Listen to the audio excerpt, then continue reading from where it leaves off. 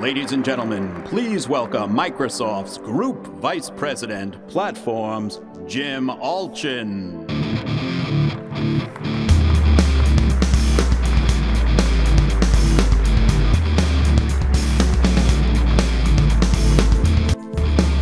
We're going to have a lot of fun in the next 2 hours. First, we're going to have a little trip down memory lane.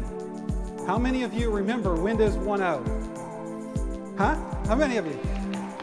Well, it's hard to keep it in perspective. It's been so long ago. So I went to the company museum, and I had one shipped down here. Come on over here. I want you to make sure you get a good look at this. Here's an IBM XT. You guys see this? So I have Windows 1.0 on it here. I'm just going to start it up. Look at this thing. See this hourglass? They didn't make hardware fast enough back then either. And I want to bring up one of the games to give you an idea of the graphics power we had. Reverse E. So why do I bring this up? Because I want to drive home how far the industry has come. And the second is it's because of you that Windows has been so successful, and I want to thank you for all the work that you've done to make the platform successful. It's you. So this is the beginning of the third decade. That's right, this year, 20th anniversary for Windows. It's awe-inspiring growth.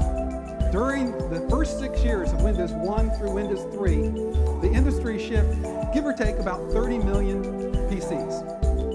Fast forward to 1995, that year, we shipped, give or take, about 60 million. Think about this. During the first 90 to 120 days after Vista ships, we'll surpass that number of PCs shipped. It's mind-blowing. Think about this. Each year, about 500 million people go and buy Windows-related devices. That's a massive opportunity for us. In terms of growth, in terms of just raw numbers, Windows has expanded into all nooks and crannies, if you will. It's in embedded devices. It's in all types of laptops, all types of standard PCs. It's in the living room with the Media Center Edition. It's in portable media devices. It's in the phone. It's amazing the type of progress that we've had in that space. The apps from you, incredible line of business apps, incredible games, incredible communications, and incredible entertainment.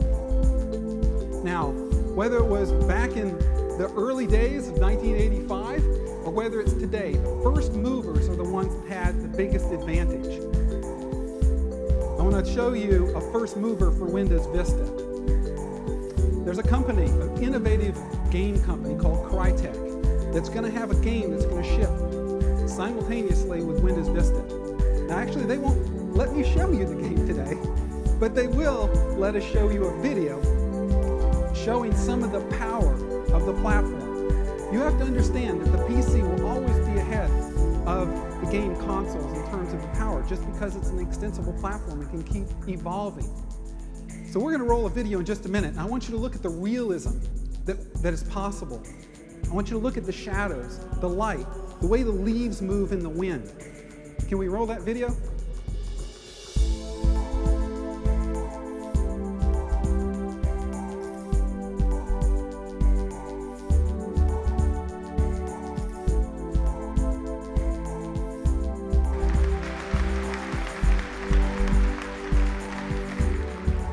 Now, you could think of Vista as the culmination of the last 20 years, or you could be like me that thinks about it as, this is just the beginning of the next 20 years.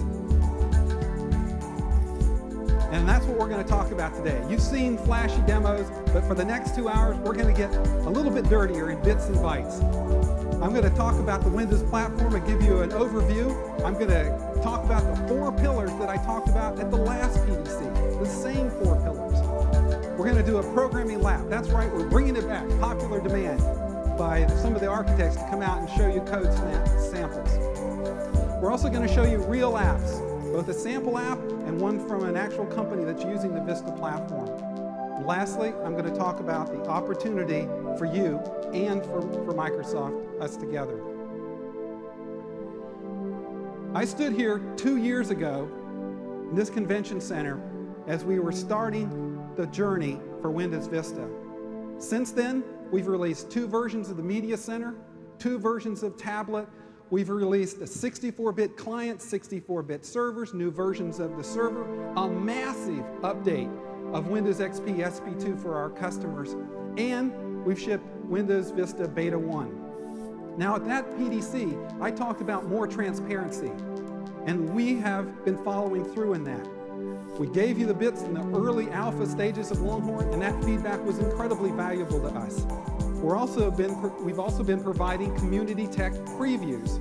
We've provided 4 of them so far. We started back in November, where we're trying to get the bits out to you so you can give us the feedback.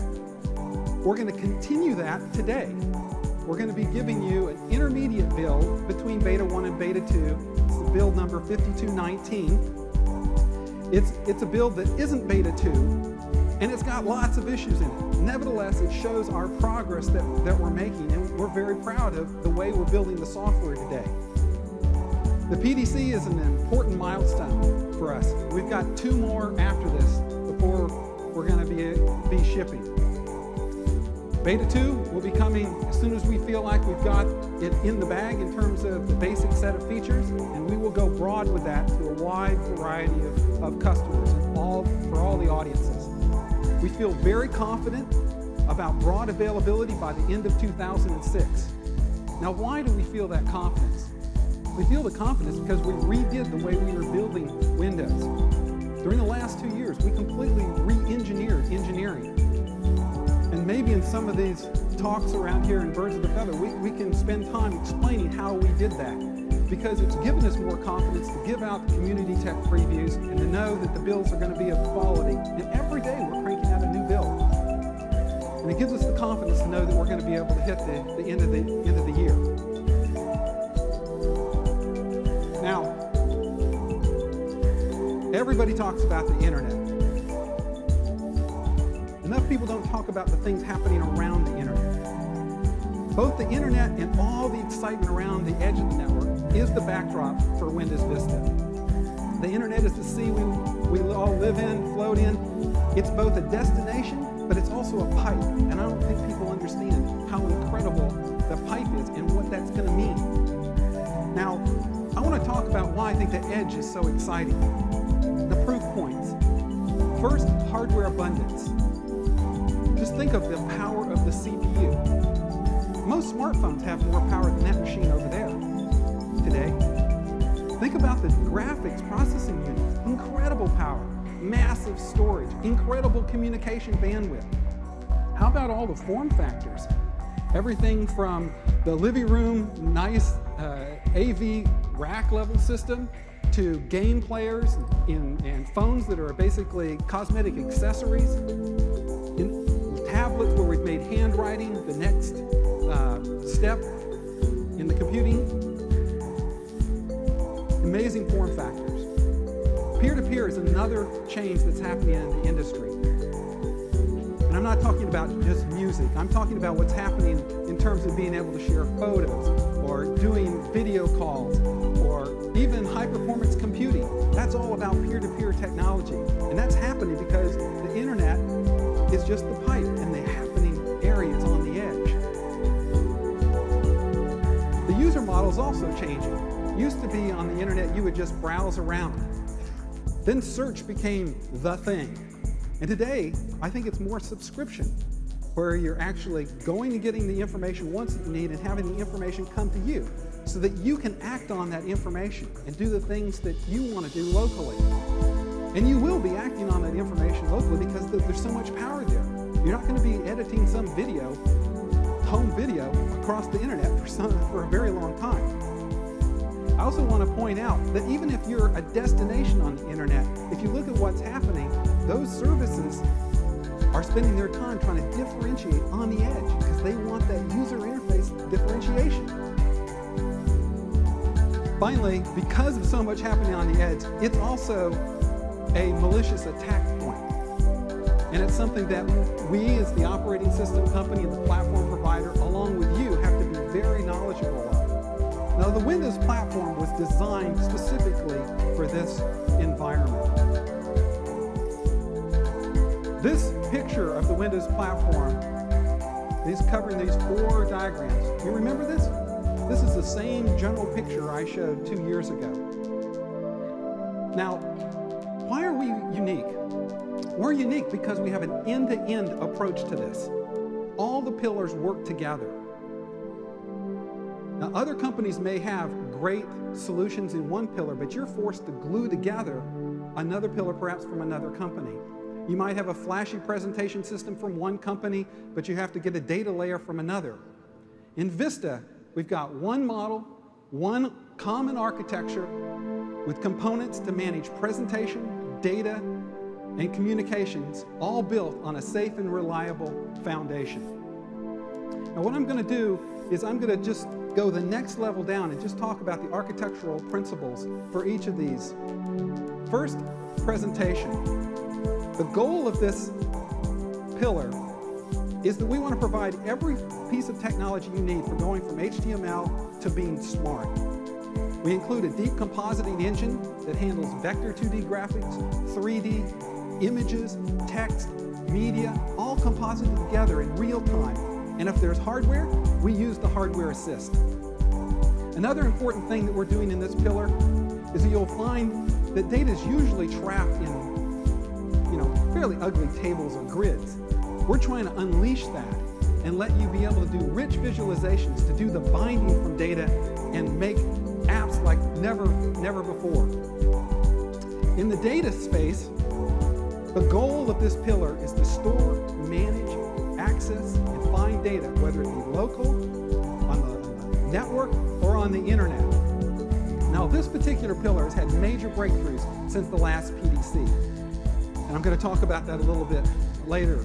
But the gist of it is, we know that it's important to be able to access HTML objects and relational data in a common way across multiple stores. And we think that we found an innovation to help you do that.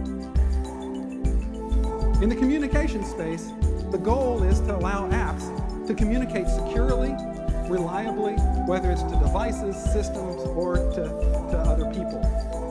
We've made this system, this pillar, protocol agnostic. Big change from the last PDC, based on internet standards. Now, all the other layers wouldn't be very interesting if it wasn't for the base system. In this system, we're trying to do something very, very focused on Windows Vista. It's probably got more energy in this pillar than any of the others. We're trying to write better code and have it better tested. I sort of mentioned that earlier.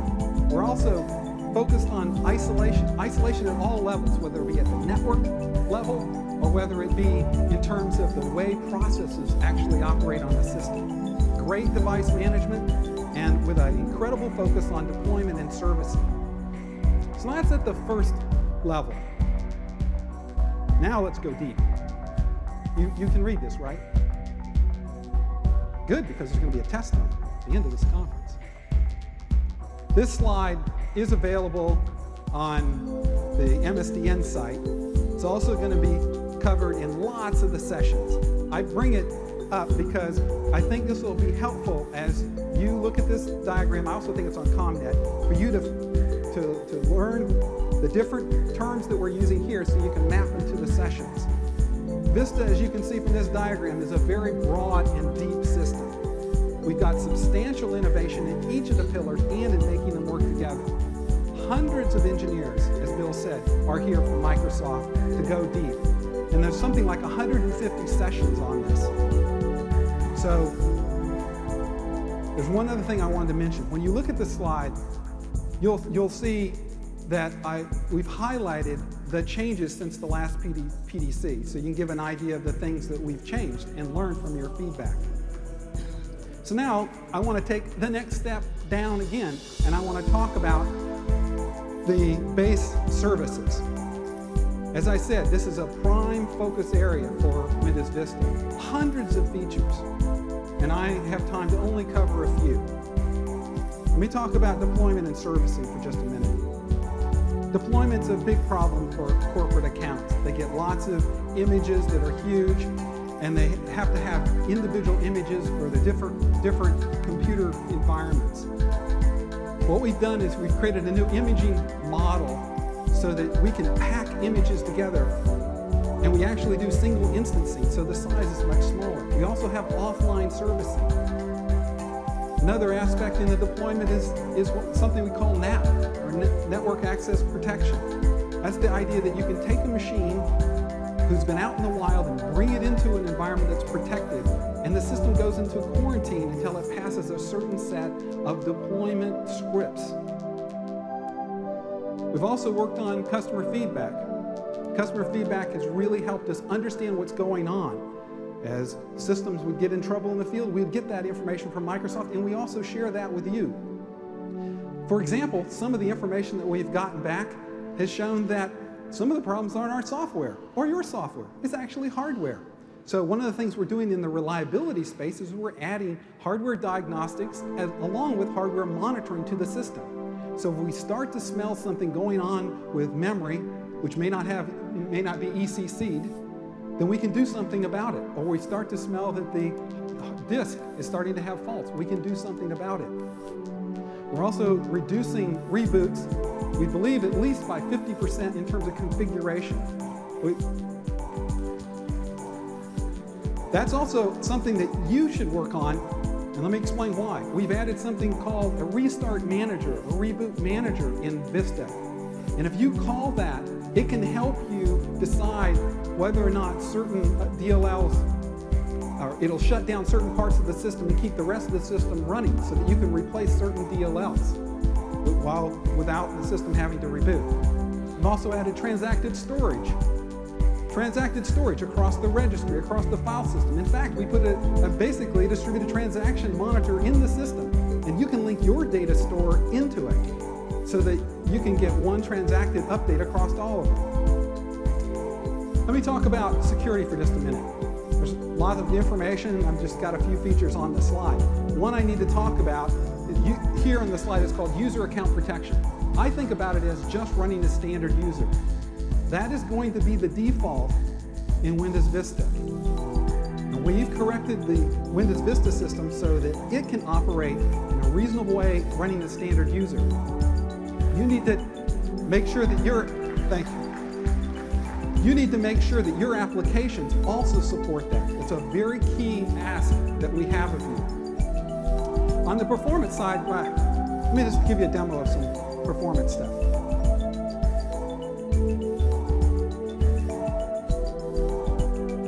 So what I have here is a Windows Vista machine. And have you ever had a machine and it just seems to get slower over time? Well, we're trying to do something about it. The first thing is we're trying to automatically optimize the system so that you don't have to. I mean, why are users have to thinking about defragging the disk and re-optimizing the way the blocks are on the disk? You don't have to with Windows Vista. It just is done automatically. That's the first thing we're doing. The second thing we're doing is doing some great innovation with something that we call Superfetch. Now, what Superfetch does is it enhances the virtual memory system, which typically looks over things like maybe seconds and minutes to decide the best usage of memory. What Superfetch does is look over minutes, days, hours, months, years, and it optimizes the system based on how that system has been used. And the best way to show this is I'm going to come here and I'm going to start a script. And this is without Superfetch running. This is just going to go through a set of applications and start them up. This is a 512 megabyte system. It's probably got half of the memory available for applications and data. And as you can see, this would be like a Windows XP machine that was cold booted. This is what you would expect. It takes a very long time for Outlook to start because it's also bringing in DLLs that are also used in some of the other Office applications.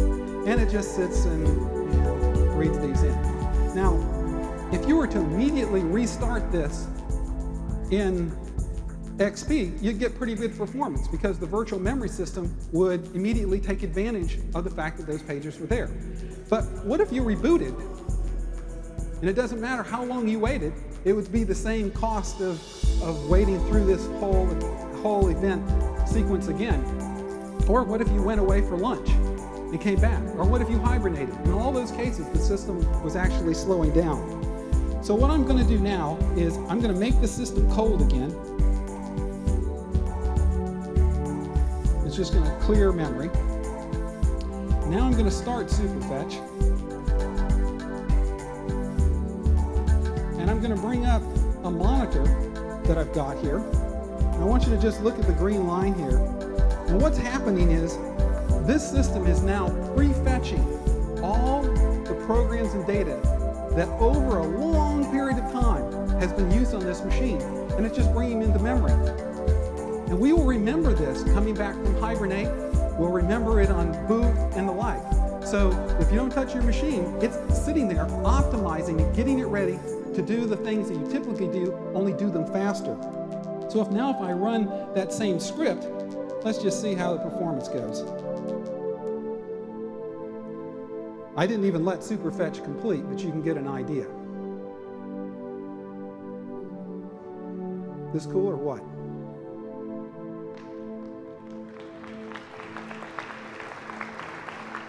So Superfetch works great if you have a reasonable amount of memory, and it looks fantastic if you have boatloads of memory.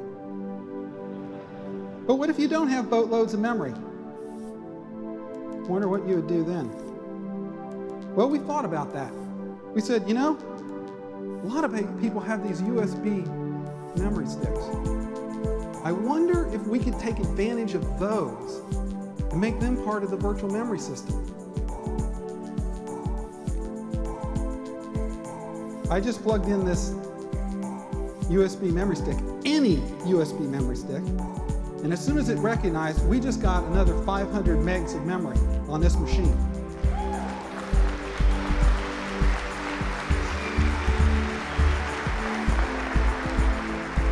And as you can see, Superfetch is just taking advantage of all of it. Now you say, oh, well, what if you pull it out? Well, I lose data. No, you won't, because we do write through. Say, oh, well, what if I pull it out? Can I bring it to another machine and somebody could steal my data? No, you can't, because we encrypt it. And we actually do 2x encryption, so even on fairly small keys, we can take advantage of it. We think this is a great innovation that will make Windows Vista get faster over time and make it more applicable even on a laptop where you may not be able to add the memory. I want to move and talk about, I want to show you another demo. This time, it's about how we've taken and been able to run them in what we call low integrity mode. I talked about standard user, and if you have standard user, you know that you can't hurt the operating system and you can't hurt another user, but you sure could hurt yourself. You could wander around, get some bad information, and it could perhaps damage the data on your machine.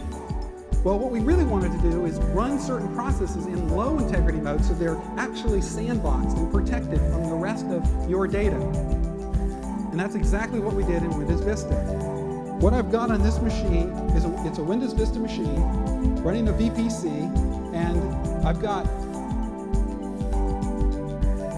IE here. And what I'm going to do is I'm going to just start IE. What I just did is I visited an awful, evil website. And as you can see, it just downloaded a batch file and put it in my startup group. Now, if in fact there was a vulnerability in IE, this is a possibility. How about Vista?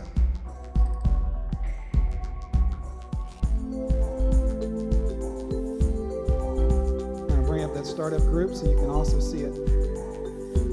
I'm just going to go to that same web page. you notice down here, it says the create file failed. And in fact, the folder for the startup group is empty. Very simple demo. This is incredibly powerful because it's not just IE. So you can create sandboxes around processes so that they can be protected from the rest of your data. We think this is an incredible innovation.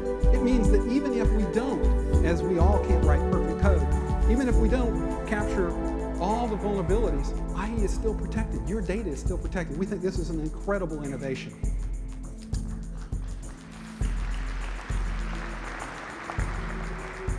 I would love to spend time. In fact, we had all these other demos.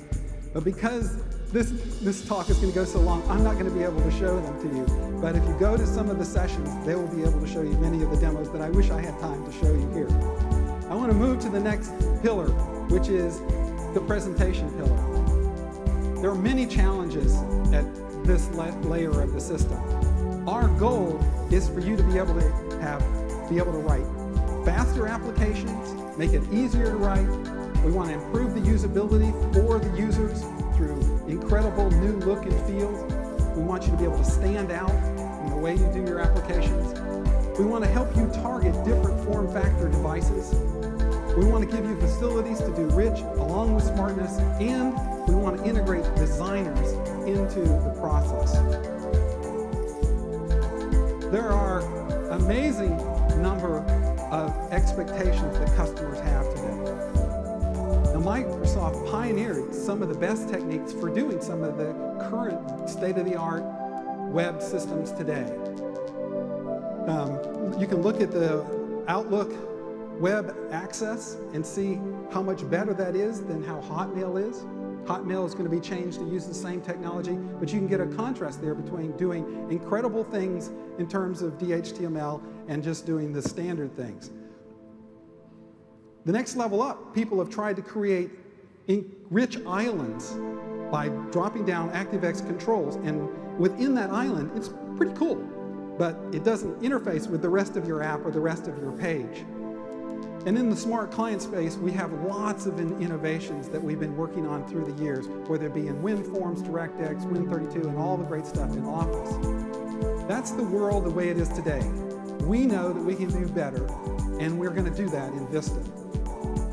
One of the things that I want to talk to you today about is something called Atlas. Now today, most browsers support DHTML, JavaScript, and HTML, HTTP.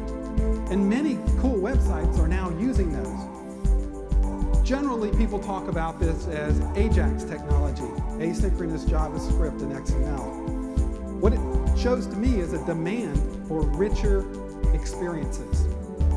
Now, if you have done any of this code today, you know it's pretty hard. You have to be an expert in DHTML and JavaScript. And you better understand all the differences in the different browsers, and there's subtle differences. And you better be good with some tools, because the tools aren't as great as they could be. And debugging is, frankly, pretty hard.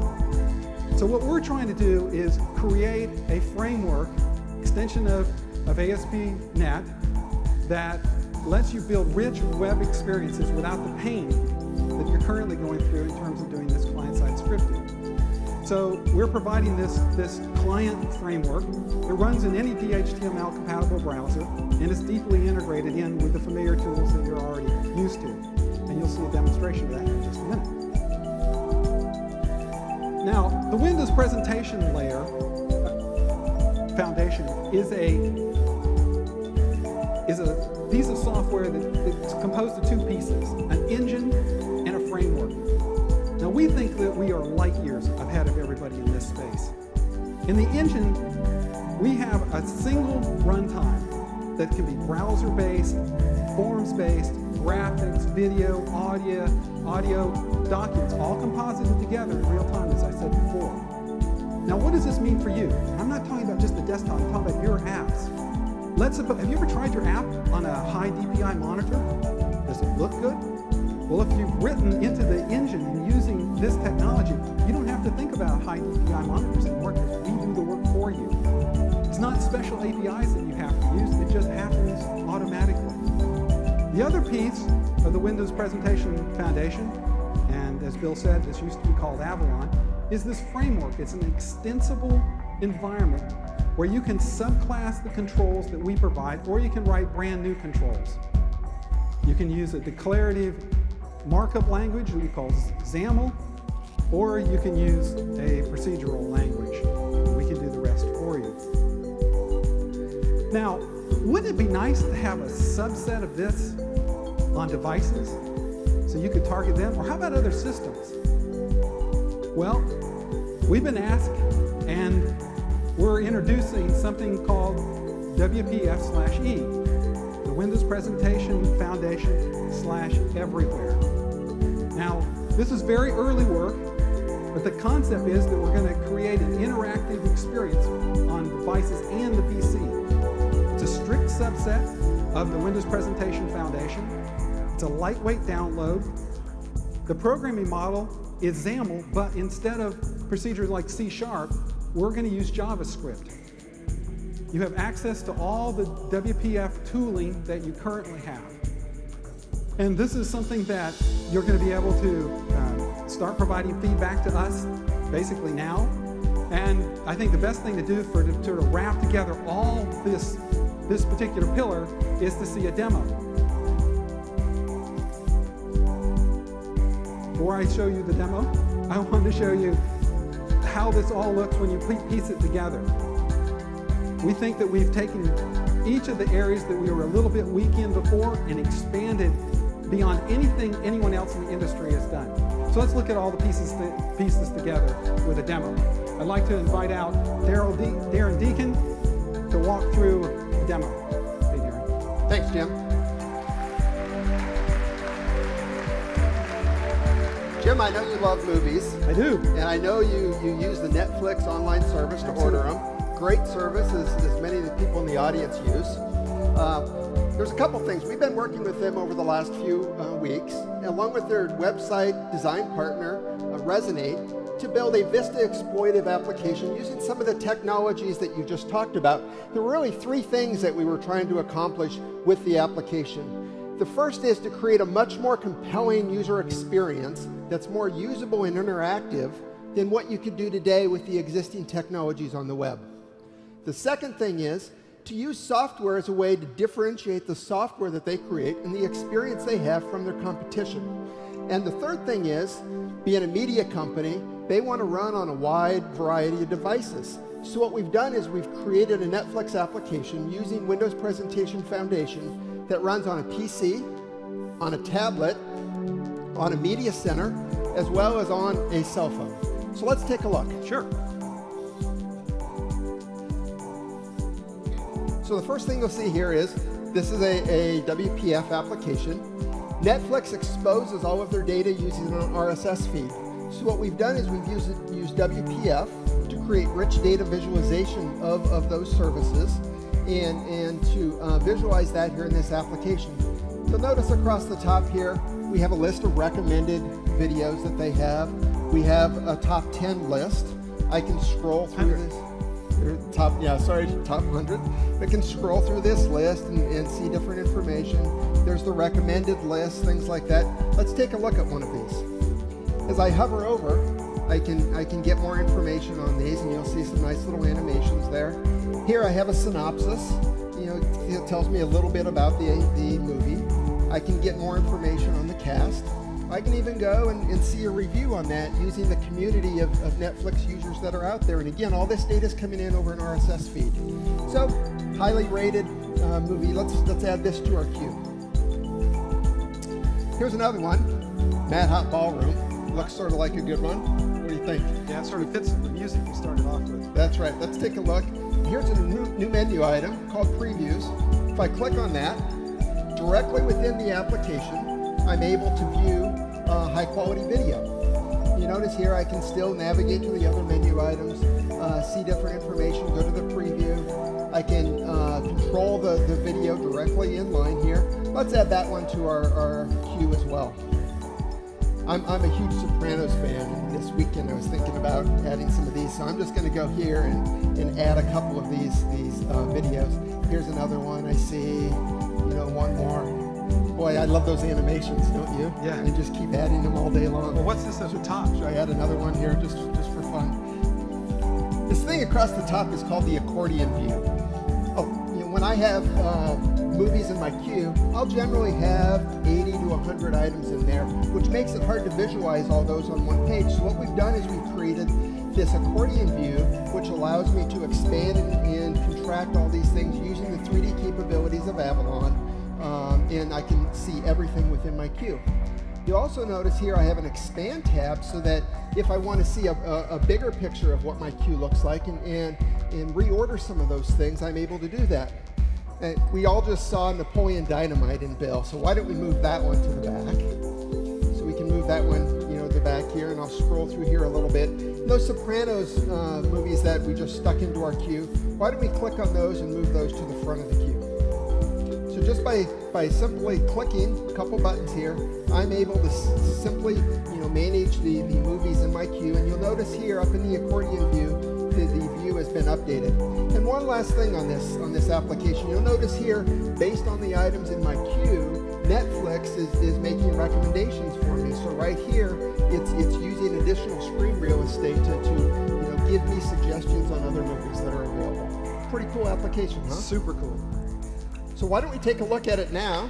Thank you. Why don't we go over here to a tablet and take a look at what this application would look like on a tablet. You'll notice here that, is it on the screen? Not yet. Can we get the tablet on the screen? It's on, okay. So what you'll notice here is it's the same application that we had before. This is running on a new gateway tablet using a widescreen display. And the nice thing about Windows Presentation Foundation is it's able to use the screen real estate that's available with very little developer coding.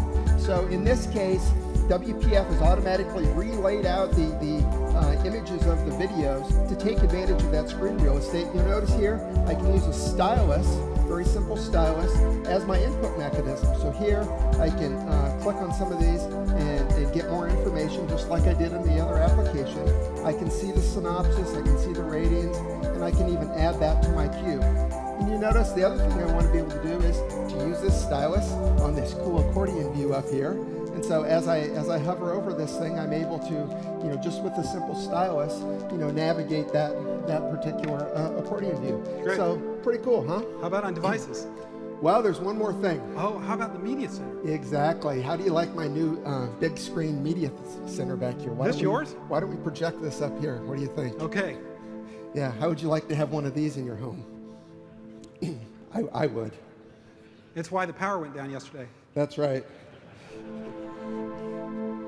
So let's see, can we get the feed up here? So what you're going to see in here is we're running that same application running on the Windows Media Center Edition. So let me navigate down to more programs, and you'll see the Netflix application on the menu there. So I'll click on that and launch the application. You'll notice it's a very similar user experience. Across the top, I have my recommended list. I can scroll over to the top 100 again. I can scroll through all the list of videos down here. I'm going to go back to my recommended list. There we go. There's a couple things that developers need to think about when they're targeting the Media Center. First of all, they need to be able to use a remote control to navigate, which means all the menu functions need to be simply available using up, down, left, right, and the OK button. The input device is automatically handled by the Windows Presentation Foundation. So developers just need to write a little bit of code to make those menu items and functions easily accessible. The second thing is everything needs to be very big and bold, because you'll be sitting in your recliner watching a video, and you're 10 feet away or so. You want those icons and the menus and everything to be big and bold. With Windows Presentation Foundation, you're able to scale that user interface up very easily with just a small amount of code to optimize it, for the Media Center. And finally, you want the focus to be in the middle, so the user can easily see what they need to do in order to work with that application. So using Windows Presentation Foundation, it's very easy to create this. The other thing, Netflix is a media application, it's sort of obvious you want to watch a video on here. So let's watch a trailer of this particular video here. You'll see inline in the application, I'm able to simply,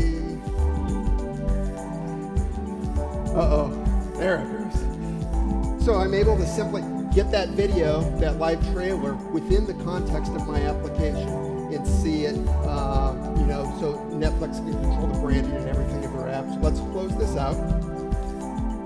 And we have one last thing to show, Jim, and that is I talked about devices a little bit. And so here we have a very cool new i8 Jazzjar device.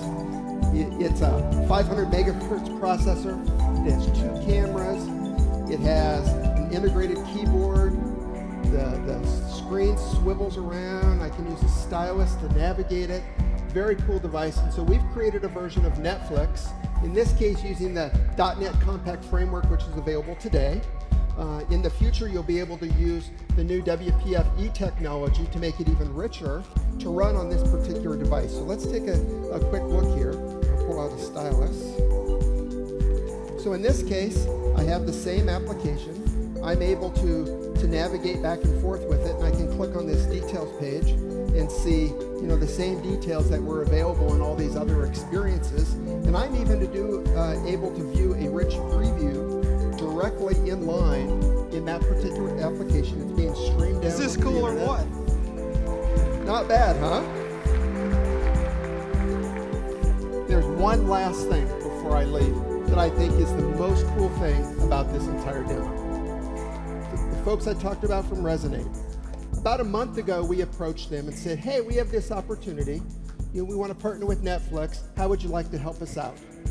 With 3 developers and 1 graphic designer, they were able to create the Netflix application that runs on the PC, that runs on the tablet, that runs on the media center, and that runs on this device in 1 month with 3 developers. That's pretty incredible.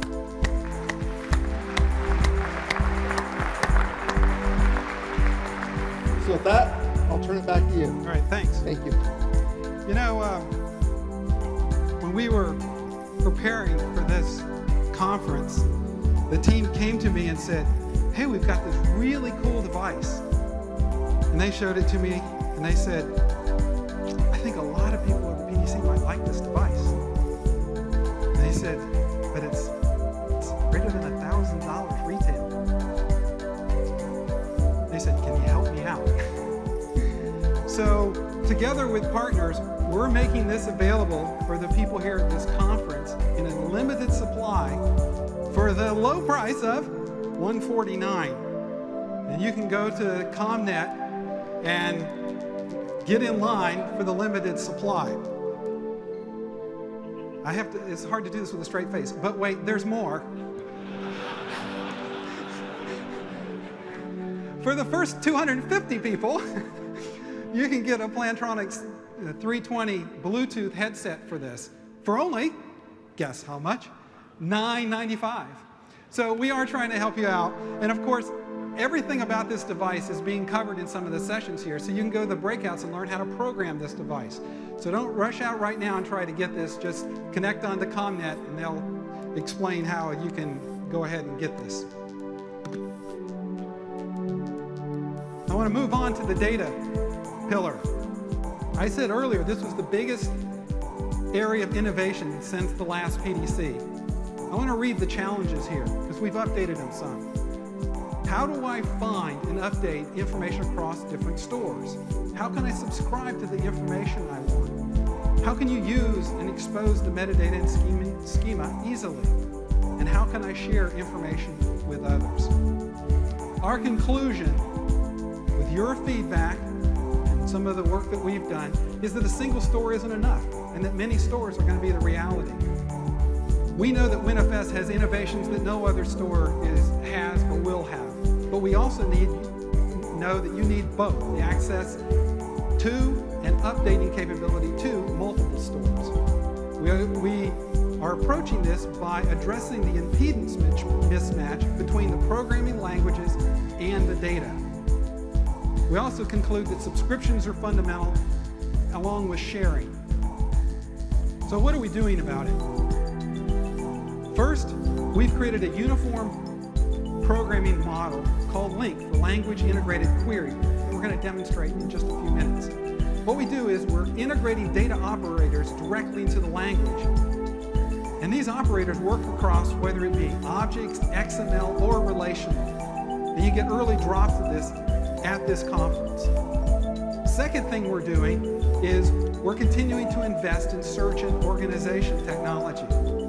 In Windows Vista, you can search locally, you can search across your intranet, or you can search on the internet.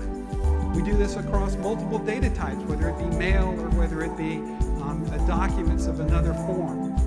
And we've made search such that you can produce the metadata, or so that you can use the search functionality directly in your application.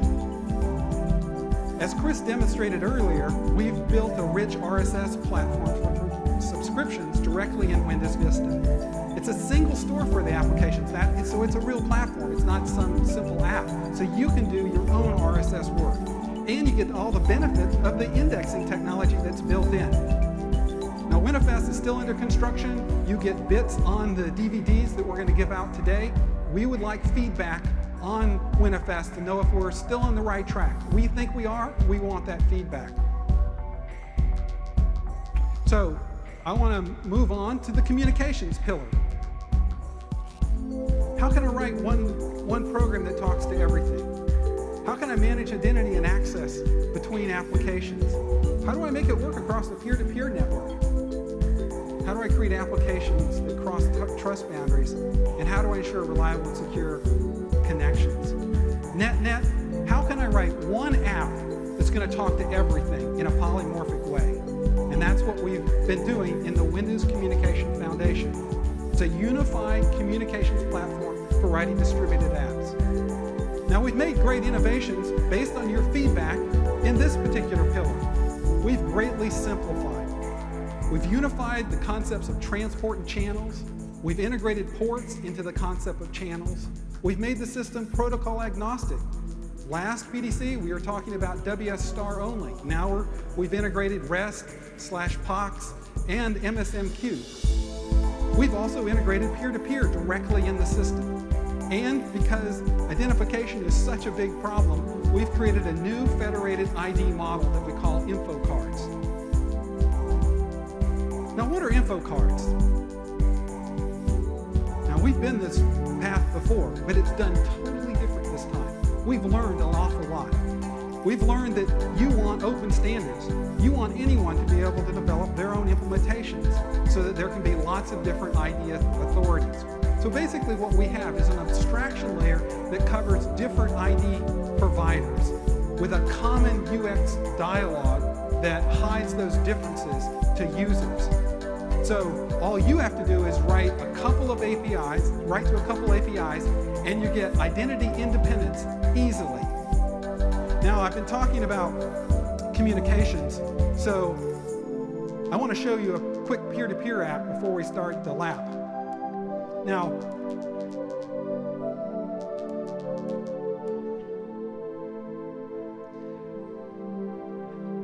have you ever been in a coffee shop where you wanted to share with another person there, perhaps in a different company, so there's no common infrastructure between you, or been in a conference room where you have a vendor in and you want to share, say, a PowerPoint?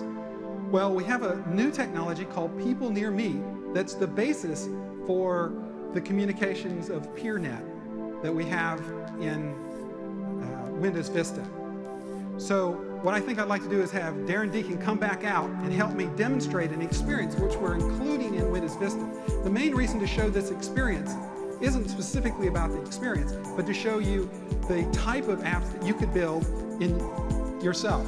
So I'm going to bring up this Windows collaboration experience. I'm going to start a new session here. We'll call it PDC. I've already logged on my machine here, Jim. Okay, great. And I'm going to type a password, and I'm going to start this session.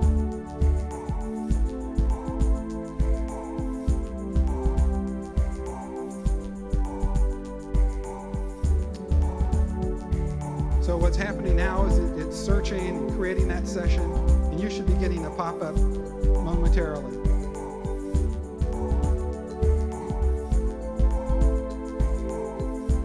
So what this is doing is over the peer-to-peer network, sending an invitation to me and allowing me to subscribe to that session that you just created, right? So I've got Daryl here, just found him. Yep, there you go. I'm going to send him an invitation. I'm going to accept it here. I'm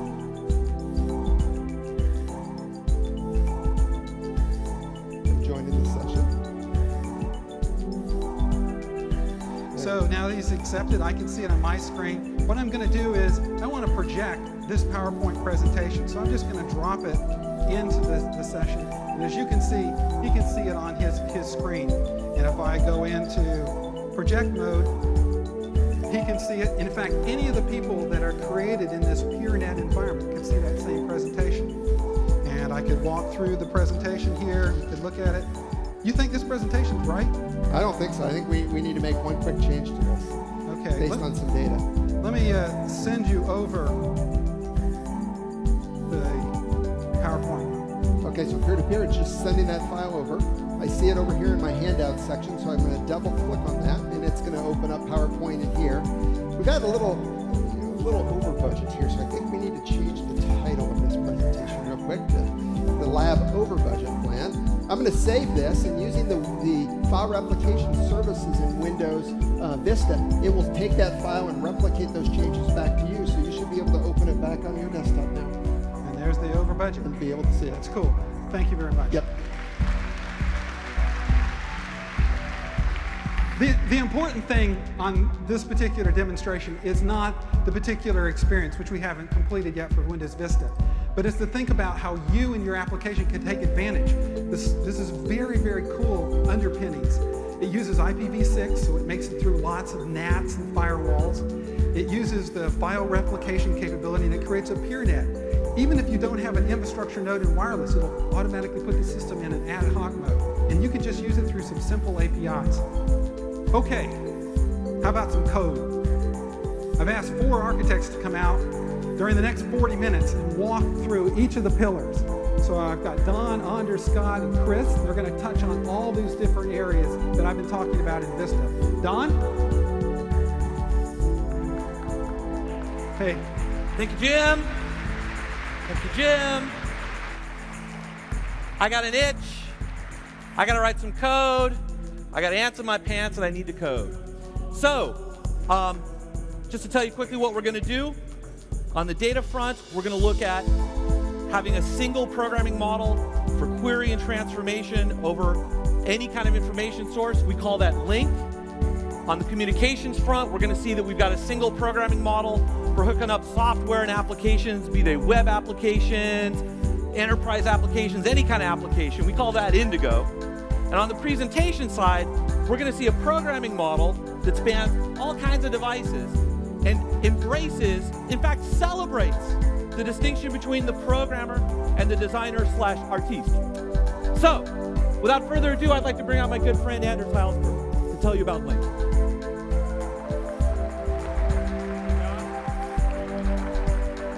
Thank you. Okay, before I get started, I want to ask you one question. In your applications, how many of you access data? I know, it's sort of a stupid question, but what I take away from that sea of hands and that laughter is that when you're writing your data applications in C# or VB, you're not just having to master C# and VB, you're having to also probably master SQL and master the APIs that bind these two worlds together. And this isn't always the easiest of programming experiences. In fact, I often have, all too often, have programmers tell me that they feel more like plumbers than programmers when writing data-intensive apps. Now, what we're doing here with Project LINQ is that we are taking the concepts of query, set operations, and transformations, and we're making them first class in the .NET platform and in the .NET programming languages. Rich queries that you could previously only write in SQL or in XQuery, you can now write in C# or VB going against any kind of data source, be it objects, relational, or XML. Thank you. Don has, on his box here, installed a tech preview of the LINQ project that we are handing out on DVDs after this keynote session, so you can go install and experiment it with it yourself. And we're going to start some code here, write a little project. We're going to try first to query some in-memory data. The ground rule with LINQ really is that you can query any .NET array or collection. If it implements IEnumerable of T, you can query it. In fact, if you can for each it, you can query it. So we're going to try and just query some in-memory array. So we're going to include system.diagnostics, and then we're going to call process.getProcesses to get ourselves an array of processes. And then we're going to write a query. So we're going to say from P in process.getProcesses. And let's say we are only interested in those processes that have a working set of more than 4 megabytes. So we're going to say where p.workingset greater than 4 megabytes.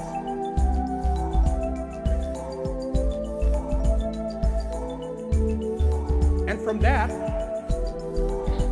well, Don is not very good with hex here, so and from that we're gonna select out the process name and the working set. So we don't have to get all of that information. We just pull out the piece we want. Just the pieces that we're interested in. Now, in this query, you're seeing a whole host of new language features that I'm not going to get into right now, but that we will cover in the talks that come later. Now, the result of this query is itself something that can be enumerated. So let's write a for each loop and see what the result of the query is. So for each item in the query, let's console.writeLine. And Don will do a bit of formatting codes here. Would you like to help me with this, since you are the only person on the planet who knows all of the formatting codes? 0, -30. Yes, very intuitive. Very intuitive. Do you put this on your resume, Anders? And then 1, 10. Not -10. Colon. Colon. N 0? N0. Let's do N0. Okay. How many of you know it will be on the test, please remember. Okay. And then we're going to print out the process name and the working set.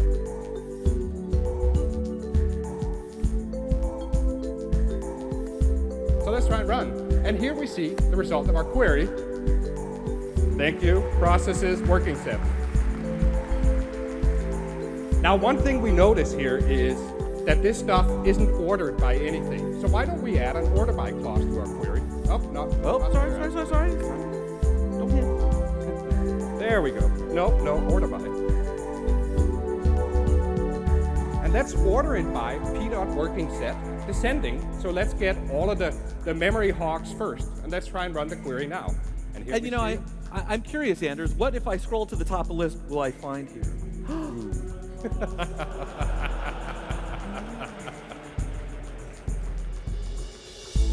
Emacs would have been even higher. Moving right along. LINQ isn't just about querying in-memory data. It is also about querying relational and XML data. In fact, as part of LINQ, we're introducing a new API called DLINQ that gives you language-integrated query for relational data and allows you to map tables and databases onto classes and objects in C# and VB.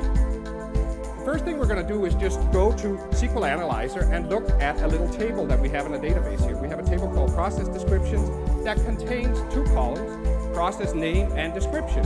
So basically, we have a bunch of descriptions keyed by their process name. Now, in order to access this data in our program, we're going to declare 2 classes that map the data into the object world. First class we're going to write is a process description class that has 2 fields, process name and description. These could have been properties. And then we have some CLR metadata that map these fields onto columns in the database. And finally, we have a piece of metadata that maps the class itself onto a table name in the database. Now, the second class we write is is a class that represents the database itself. It's a strongly typed representation of the database. And in here, we simply declare one instance variable representing the process descriptions table, and then an attribute that maps it onto the database. And that's all we need to do. Now we can access the database as objects. So we're going to create a new instance of the process description database, and this really, think of it as a strongly typed connection to the database. And let's just see that we actually have the data. So let's write a for each loop where we just say for each item in db.processDescriptions. And you see we get statement completion on our database here, everything. And now we can just console.writeLine the contents of the table.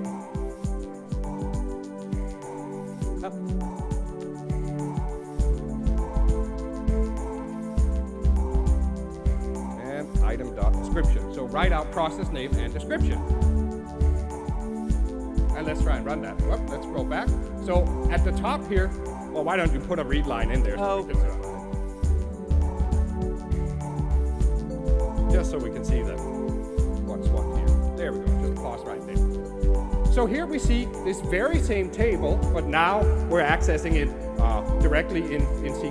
Now, the next thing we're going to do now is we're going to actually join these two pieces of information, the in-memory array and the data from the database. So we're going to modify our original query, and we're going to select out one additional column called description, and the value of that column, or that field rather, we want to be a nested query. So we're going to say from D in process descriptions, our database table, where D.processName equals P.processName. So join on the process name, select out the description.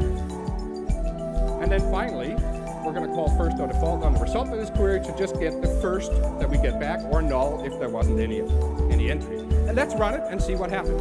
Oh, one thing of course we need to do is we need to go modify our console.writeLine and also get rid of the read line. Oh yes, that would be very good. That got me a little worried there. My heart rate went up a little bit. Thank you, Anders. Yes.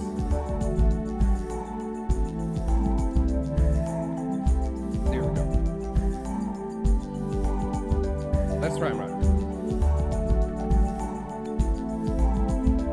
And here we now see a join of these two of in-memory data with data in the database.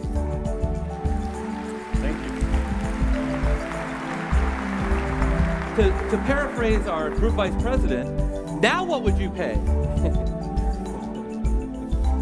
Well, actually, let's just pause a little bit and think about what you would have had to write here previously. You would have had to open a connection to the database, new up a SQL command, new up parameter objects, put all of that stuff together, write a SQL query in strings without IntelliSense or statement completion, pray that it works, have it shipped over, get a data reader back, sit and iterate in a loop and manually cast all the data to the appropriate data type. So there's a lot of stuff that just is plumbing work that we're now doing for you automatically. Now, the last thing I want to show here is how we can turn the result of this query into XML. Part of the LINQ project is an API called XLINQ that effectively is a language-integrated query-enabled object model for XML. Think of it as a modernized DOM. Now, a key cool feature of XLINQ is the ability to do functional construction of XML. That's what we'll do here. So we're going to new up an XML element. And we're actually, what better format to put this XML into than RSS form? So we're going to new an element with the tag name RSS. And one of the things we can do with XLINQ is that we can specify the contents of the XML element as part of its construction. So here, we're adding an attribute to the element, and then we're adding a nested element called title with the text process description. And then what we need channel in here. Yes, we do. Thank you. Don will add a channel up there. Good to know I've got schema cop in the room. Channel, and then there we go. And then inside channel, we want title and process descriptions. And now, what we want now in our document is a list of all of the items in the query. So we're going to write a nested query here from P in query, the query we had just above, select new X element. So for each item in the query, create a new X element called item containing sub-elements title containing the process name and description containing the description.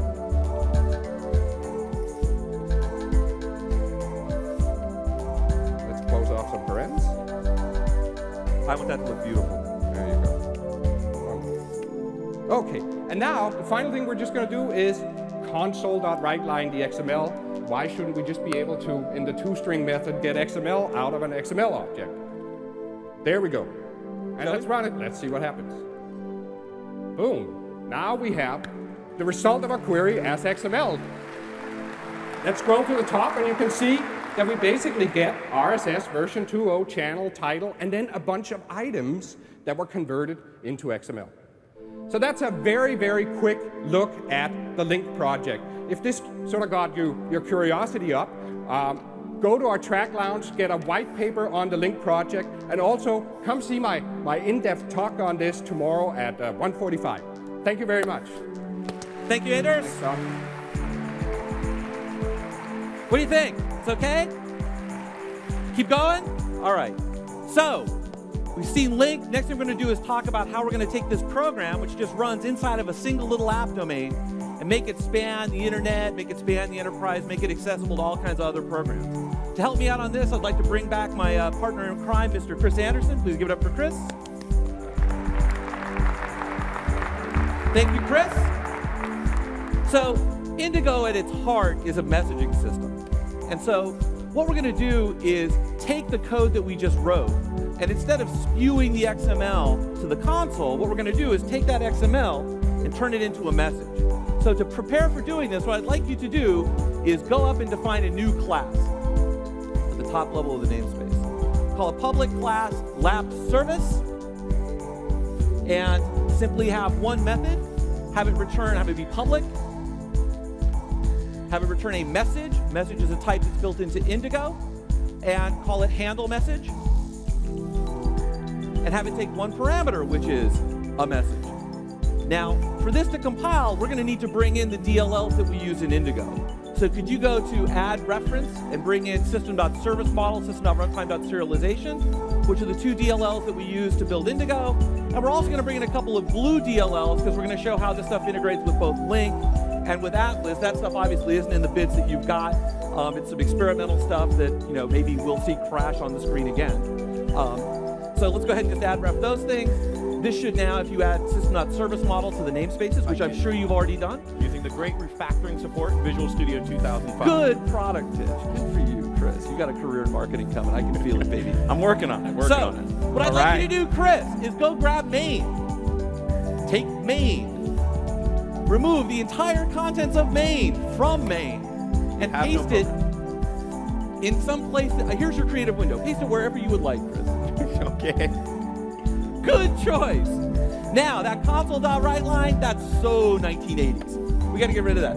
Gone. What we're going to do now is we've got some glue code to integrate the X-Link stuff with Indigo. I'd like you to go grab those glue files out of the snippets directory.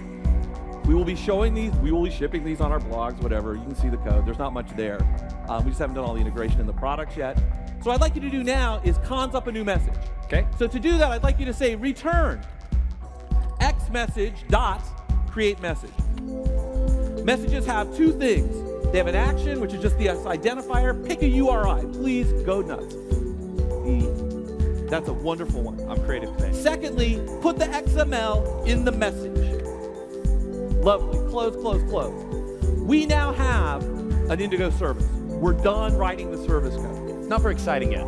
It's very dull. Yeah. What we need to do is Indigo, at its heart, is all about making two pieces of software work together. And the way we reason about how software works together is using these things called contracts. So we need to write a contract really quickly to describe that thing we just did. So if you could define what we call in the Indigo team the universal contract. That quick. This is you are a very fast typist, Chris. You've got all kinds of skills. So this contract basically says, I take any kind of message and I'll give you any kind of message. So this describes the universe of all possible applications. Why don't you go ahead and implement that sucker? And now we're done. Our code is complete. We've got a piece of CLR code that now can talk any kind of protocol, integrate with any kind of program. To make it exposed to the world, we need some endpoints. Right? The way we get endpoints is by creating a service. Okay. Go down into main. In main.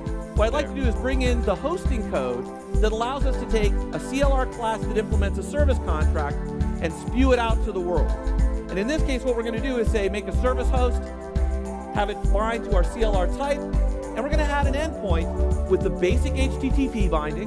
This is SOAP 1.1, HTTP, very vanilla, very ASM.XS. Come up with an address that you feel comfortable with, and we're going to bind it to the contract. In Indigo, endpoints are addresses, which are the names of the endpoints, bindings, which are details of how the protocol works, and contracts, which describe the interactions. Perfect. You got an endpoint. Why don't you put a little console write line, read line action there at the bottom?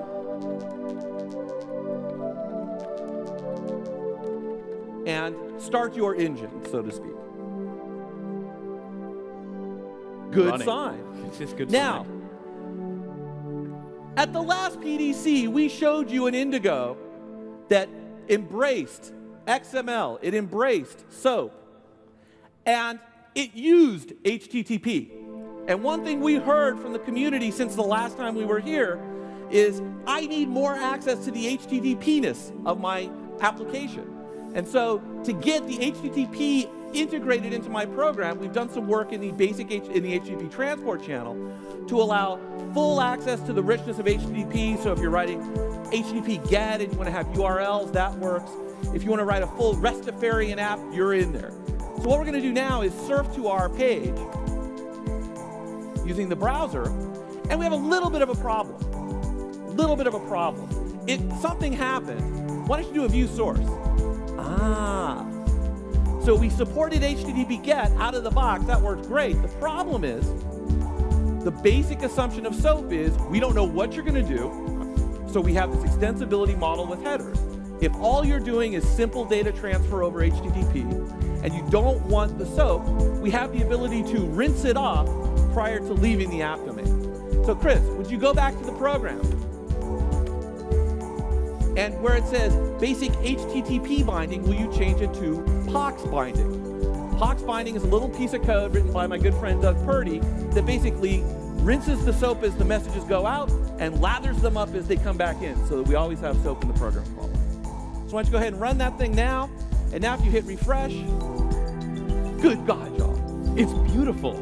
That is a UI. Can you guys do that well in Avalon? We're working on it. Yeah, I thought so. Yeah, that's great. I love that. Cool. So we saw that writing an Indigo service is pretty simple. You write a piece of CLR code, you write a contract, you wire it up, and you're done. Now, I know that we're going to do some integration with my code and this code that we've been writing later on with both you and Mr. Guthrie. Yes. And because, we're architects, right, with a capital A, we did very contract-first development, so we sat around and wrote a WSDL file and got all, That's what happens when we have a few drinks, we write WSDL. That's yeah, exactly.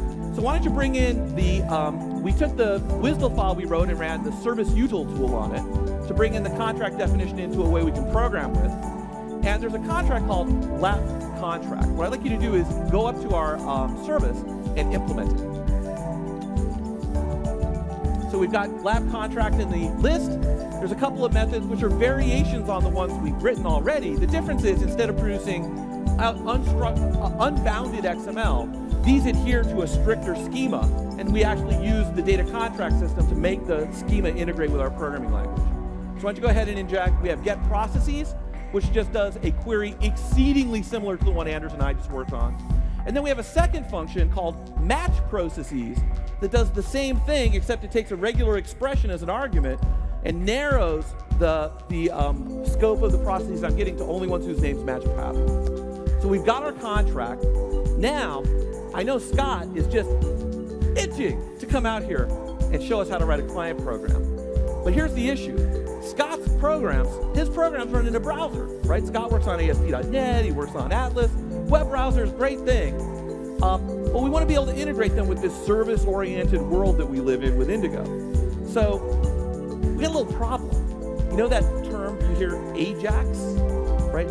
Asynchronous JavaScript XML. Well, it's a little bit of a misnomer, right? One of the problems we've got is not every web browser has XML support. Internet Explorer does, other browsers do, a lot of browsers don't. So the DHTML JavaScript community that were so inspired at PDC 97 when we showed them IE4 and IE5, and now have embraced that lifestyle, have coined this new protocol called JSON, which is the JavaScript object notation. It's an alternative textual representation that many of these AJAX apps use to communicate between the relatively impoverished environment of the browser and JavaScript and the back end, which might be anything. Right. So turns out that my good friend Steve Main wrote this lovely binding for us, which is part of our machine here, which allows us to serve up endpoints using the JSON protocol. So what I'd like you to do is go to the app.config file. Most of the time, by the way, let me be clear, we programmatically added the endpoint just to get ourselves bootstrapped. Indigo assumes that you can do whatever you want, but we assume the default usage is the contracts and the code are in the DLL, the endpoint addressing and protocol information is in the configuration system. So let's demonstrate that principle here by bringing in a service configuration element. So what Chris is going to do is bring in a service configuration element. That's not it, Chris. Uh-oh. Uh-oh. That's the one phrase I hate hearing in these labs. Much better. Much better. So why don't you change that to lab service? It's much better, yes. Lab service. So we've got lab service, we've got the lab contract. This is that WSDL-based contract that we talked about before. The binding is the JSON binding that Steve Main wrote for us. We've got an address, which is demo whack JSON, and we're going to load this behavior. That's it. So we've now got a fully enabled DHTML, JavaScript extravaganza. I can't think of anyone more qualified to write the client for this thing than our good friend, Scott Guthrie. Scott, will you come on out? Thanks, Tom. So what we've shown here is how you can go ahead and query for process information using LINQ and expose it to the web using the richness of Indigo services. What Chris and I are going to go ahead and do over the next 2 segments is show now how you can build a rich UI presentation on top of it. First, using a broad reach web client using new Atlas technology, and then targeting rich Windows clients using Avalon. So, as Jim mentioned earlier, Atlas is a new framework that we're releasing that enables developers to more easily build richer AJAX-enabled web apps. Specifically, Atlas delivers 2 kind of core components. One is a rich client-side library of JavaScript that you can take advantage of, and provides kind of a rich object-oriented environment to do common AJAX and rich UI browser tasks. The second piece then is a set of server-side technologies that's integrated within ASP.NET. It kind of nicely encapsulates and integrates it in a way that you feel familiar if you're using an ASP.NET developer today. So what we're going to go ahead and do in this project is just go ahead and import, add an existing web project into the solution we've been working on, which is a web project. It's going to be taking advantage of the new Atlas project type that we actually just released on the web about an hour and a half ago. You can download and use on top of ES 2005 Beta 2 today. And specifically, you'll see within this project, we have a number of script libraries, which are the Atlas script libraries. And then we also have a page called default.aspx that we'll be working on as we build up our UI. And right now, this default.aspx has no server-side code in it at all. And it also actually has no client-side code. It's just a pure HTML page. So it has no code. So it has no code. Client, no server. Code-free. Code-free. Just sans code. Just tags. And basically, you can see here we have a couple of UI elements. We have a text box for searching processes, a button, and then a span. And what we want to go ahead and do is call Don's web service, basically retrieve data and dynamically populate the page. So to do that, first thing we're going to go ahead and do is actually add the Atlas core library into our page. And we're just going to do that using a standard script reference to Atlas core. This provides kind of our core base class library, if you will, in JavaScript for Atlas. And then we're going to go ahead and point at the web service that Don just built using Indigo. And again, we're also just going to go ahead and point at it using a script reference. This is logically like an add web reference today, except in this case here, the proxy is going to be in JavaScript. And once we have that imported, we're then going to write some client-side script events. And specifically, we're going to write a button handler, a button click handler, that will fire whenever someone on the client hits the button. And what we want to go ahead and do inside this button event handler is just get access to the text box value using standard document.get by ID JavaScript APIs, and then call into the Indigo service proxy that we just imported at the top of our page. And the way we'll do that is just calling lapservice.matchProcess, so the same method is on the server, pass in the parameter, and then we'll pass in one extra thing, which is a pointer to a function to call back to when the data populates on the page. And this way we're not synchronously blocking the browser thread. And within this completion method then, we're going to very simply get access to the span element that we have a little bit lower on our page, where we're going to put the output. and then we're just going to go ahead and use the results that return from the server, loop over them, and manually build up a process list that will go ahead and splat into our page. And one of the things you'll notice as Chris is typing is he'll be able to actually use a kind of a nice JavaScript object model that mirrors kind of what what Don was using on the server to describe process info. So I don't need to manually parse anything or pull anything out. Instead, he can just go ahead and say results.getLength, and then use results of index of name.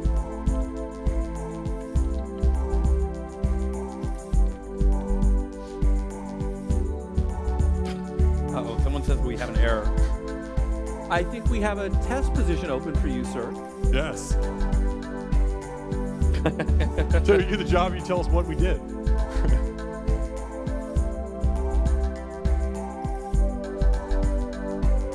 No! It is right. It is his correct code. So if you use a web service proxy today and you hit it, you get back this big document full of WSDL with all these angle brackets and wackiness. And here we've passed an argument to it. We said /JS, and it's going to return the JavaScript proxy automatically. It's the JavaScript equivalent of question mark WSDL. It is exactly that. Thank you for noticing and scaring us. Yes. This is an interactive session. I don't think we have many keynotes with that. Code on the fly. So the last thing we're going to go ahead and do is let's just add wire up our event handler to the button. And fingers crossed when we go ahead and run this now. And hit it with the browser. We're going to go ahead and, again, we're not doing any postbacks. We're not refreshing the entire page. Instead, what we basically have here is our simple process explorer. Type in a little filter query. Say all processes that start have an A in it. Hit search. We get back the list of processes from John's Indigo service. Find it on the client. Yep. Pretty easy stuff. Let's go ahead and make this UI though a little bit richer. And so specifically what I want to go ahead and do is manipulate the UI slightly so that instead of having just kind of a boring list that we're kind of manually populating a process on the left, we're going to make it a little bit prettier and templatize it. And I specifically want to implement kind of a master details relationship where I can go ahead and drag and drop processes from the left-hand side, use drag and drop as the metaphor to pull in details on the right-hand side about those things. Do it entirely on the client, do all the data binding on the client, not do any postbacks to the server. Now, if you're doing that today, chances are that's going to take you a long time to get right and specifically test and make sure it works in all browsers. The nice thing with Atlas is we make it really easy. So what we're going to go ahead and do to actually help with that is we're going to go ahead and import a new control library here that is built on top of ASP.NET 2.0 that encapsulates kind of the Atlas client runtime. And so specifically, we're going to have the script manager, and all this does is just going to keep track of which JavaScripts to pull in and page in on the fly. So that way you're not downloading all the client libraries that you need to. You only download the ones you need for your particular page. And then we're going to go ahead and replace this little span and the basic span at the bottom of the page with two new controls that we're going to go ahead and add right now. And specifically, these controls are the Atlas list view control and the Atlas item view control. And what the list view control does, they're templated. You can see just right here, though, we can see around the basic functionality. Provides kind of a core way that we can go ahead and provide kind of a data binding on the client list that's templated. And the item view lets me pull up details about an individual item. We use CSS for styling all styles. So we're deeply embracing CSS as kind of the core way that we customize UI and integrates nicely with designers. And so you can see right here, we've also then added a behavior, which is going to be our drag drop behavior. And so we're saying the list view is exposing a data source called process, and the item view supports a drag drop of process data into it. And that's all we need to do. Last but not least, we'll then just go ahead and write some code to populate this. We're going to do this code on the client. So we're going to write all these server controls now expose client-side object models that you can take advantage of. This results control here, we're just going to access its .control property and then set data on it and pass in the results that we pulled in earlier. And with that, we'll go ahead and run our page. Search for the A's again. Notice we have a slightly nicer little presentation. Drag and drop, pull up the details. Okay. Nice. So obviously this is a very basic UI. We're trying to show typing everything in front of you. And again, because it's based on CSS, it's really easy to go ahead and customize it and make it much richer.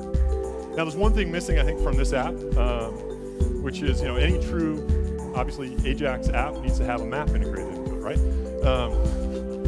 And when Don and Chris, the original idea was, hey, we're going to show working set and thread counts. Frankly, I couldn't come up with any realistic scenario how you'd integrate a map on first thought. And actually, on second thought, I couldn't come up with a better one either. So instead, what we decided was, well, let's just be a little creative, and we're going to go ahead and add into this item view one extra control that's built into Atlas called the virtual earth control. And for this scenario, we're just going to map the longitude and latitude of our running processes on our server. Common thing. Why not? And so now we go ahead, search for processes. Where's that lab server running? Hey, it's at the PDC.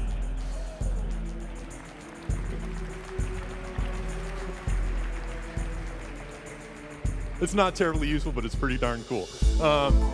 So we've shown everything so far now with IE7. And so obviously, as Chris covered in Bill's talk, we've added a lot of investments to IE7. It's a much, much richer browser. I think a really great browser experience. But obviously, if you're building a web app, you want it to be available to any type of browser client. Including IE6? IE6 including, but IE5.5? we often say that's cross-platform or cross-browser here at Microsoft, and it turns out most people don't really believe that. So we're actually going to show it with a different machine, and we're actually going to pull up Macintosh. This is going to run running using Safari, so the built-in browser within the Mac. You notice it has the home page that's on the ASP.NET site today, where you can actually download the Atlas project library and run it on top of VS 2005 and ASP.NET 2.0. What we're going to go ahead and do is actually just browse to the page that we built just a little bit earlier.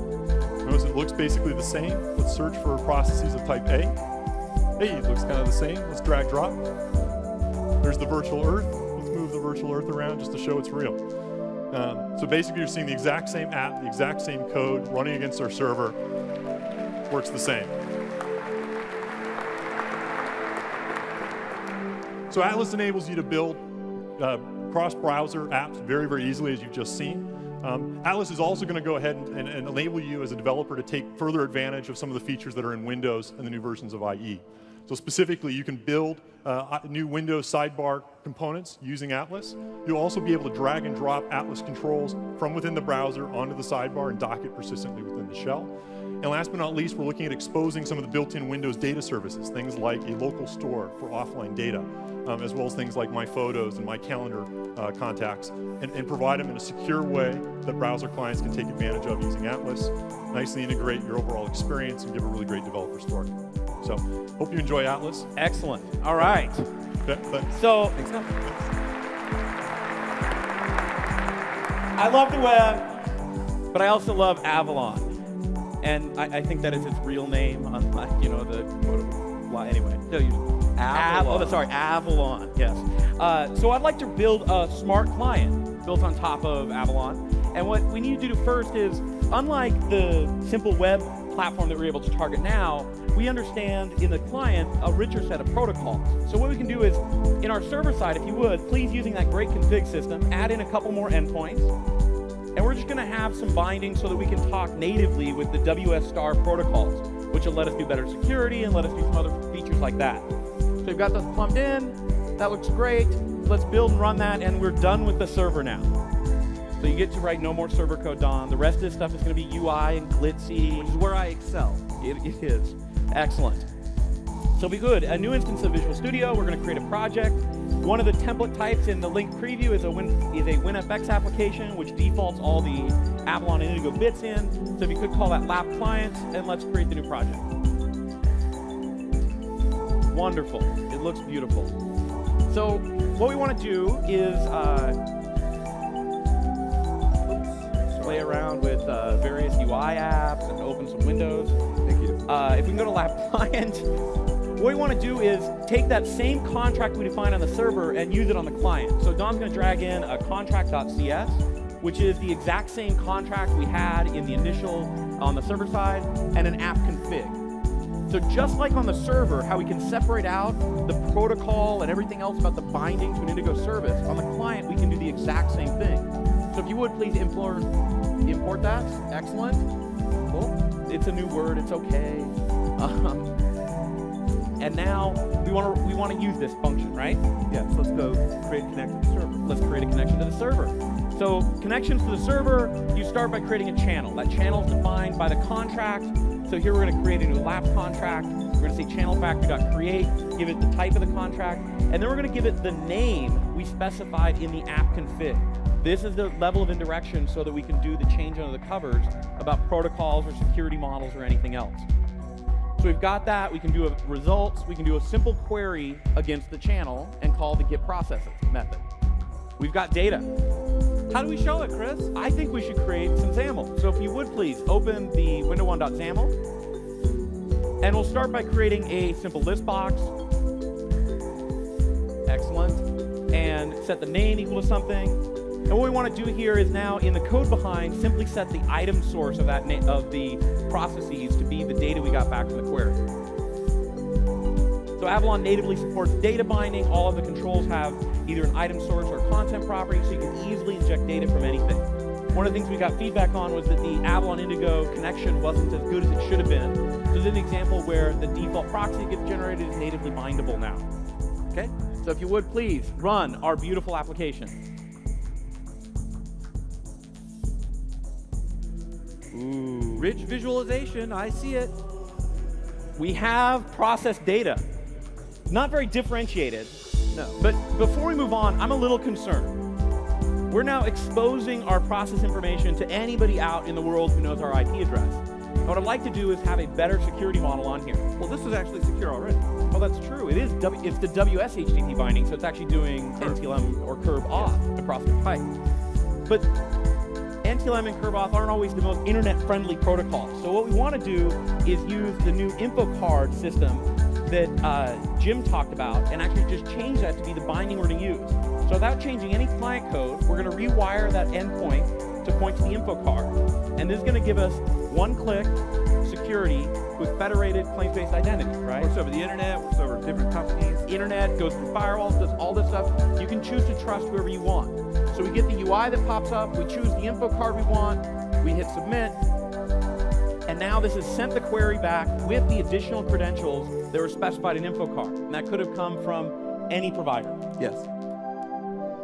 So it's we still haven't solved the visualization problem.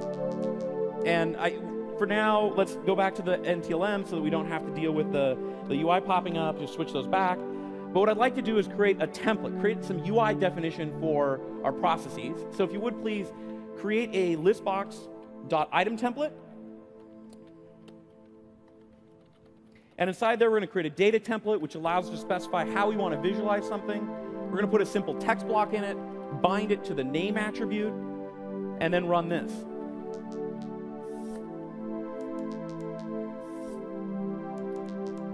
So again, still not quite exciting enough. Not quite there. We'll work there. But you have to appreciate what this is doing, right? We know on the server, it's taking CLR objects, metadata from a database, remoting it over Indigo, visualizing it here, and doing data binding natively in Avalon. That's pretty good experience so far. But we need that rich visualization, the developer-designer split that you talked about earlier. So if you would please go to myapp.xaml, and we're going to replace this empty file with a pre-canned one. A graphic designer, well, a PM on our team spent a good amount of time creating a nice look for this app. And what we want to do is, the last thing we do is change the item template to be bound to the resource that he gave us. And he said it's going to be called process view. So this really allows, you can have a designer continually work on that file without affecting your application at all. So if we run, we're going to see a very different look to the app. Didn't need to change the code, correct? No code changes at all.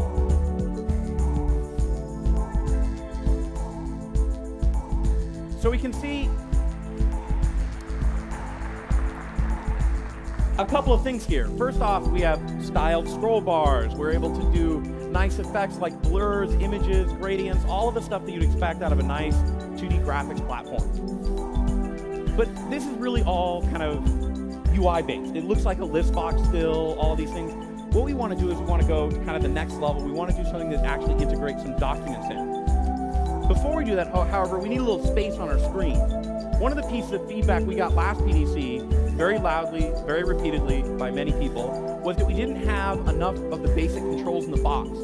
So I'm happy to say that in the PDC build that you're getting, there's going to be list view control, tree view control, month calendar control, all of those high value controls are in the box. In addition, we've added a grid splitter, which will allow us to dynamically resize the UI, which is another feature that people really requested a lot. So if you would please put a content control in here. This is going to host our documents that we're going to create, give it a name, and set the grid column. Cool. Now what do I do, Chris? So instead of creating the data binding program in markup, what we want to do is actually dynamically generate the code. So it's a little bit of code, so if you would please paste a snippet. If you look, really all this is doing is it takes the result of that query, that process data list, and it does some LINQ queries against it, creating a set of paragraphs and runs and bolds, and this programmatic manipulation of a document tree. Fairly straightforward. What we want to do, though, is take that document we just created and make it be the content for the view. So if you would, call create content, give it the results. Looks very nice. And now if we would run.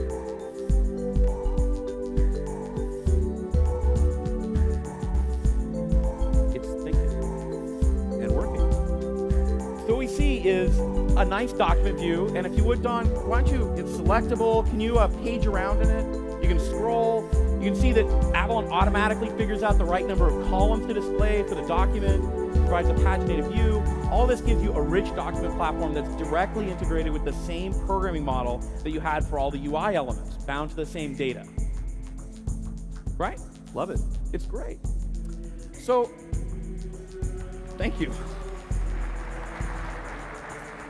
You know, there's a saying, right? There's all of the Ajax app must have a map, and all Avalon apps must somehow incorporate 3D. So again, we had the task of how do we integrate 3D into a great app about mapping your processes. And so we have a little version here, which if you launch that, please, Don.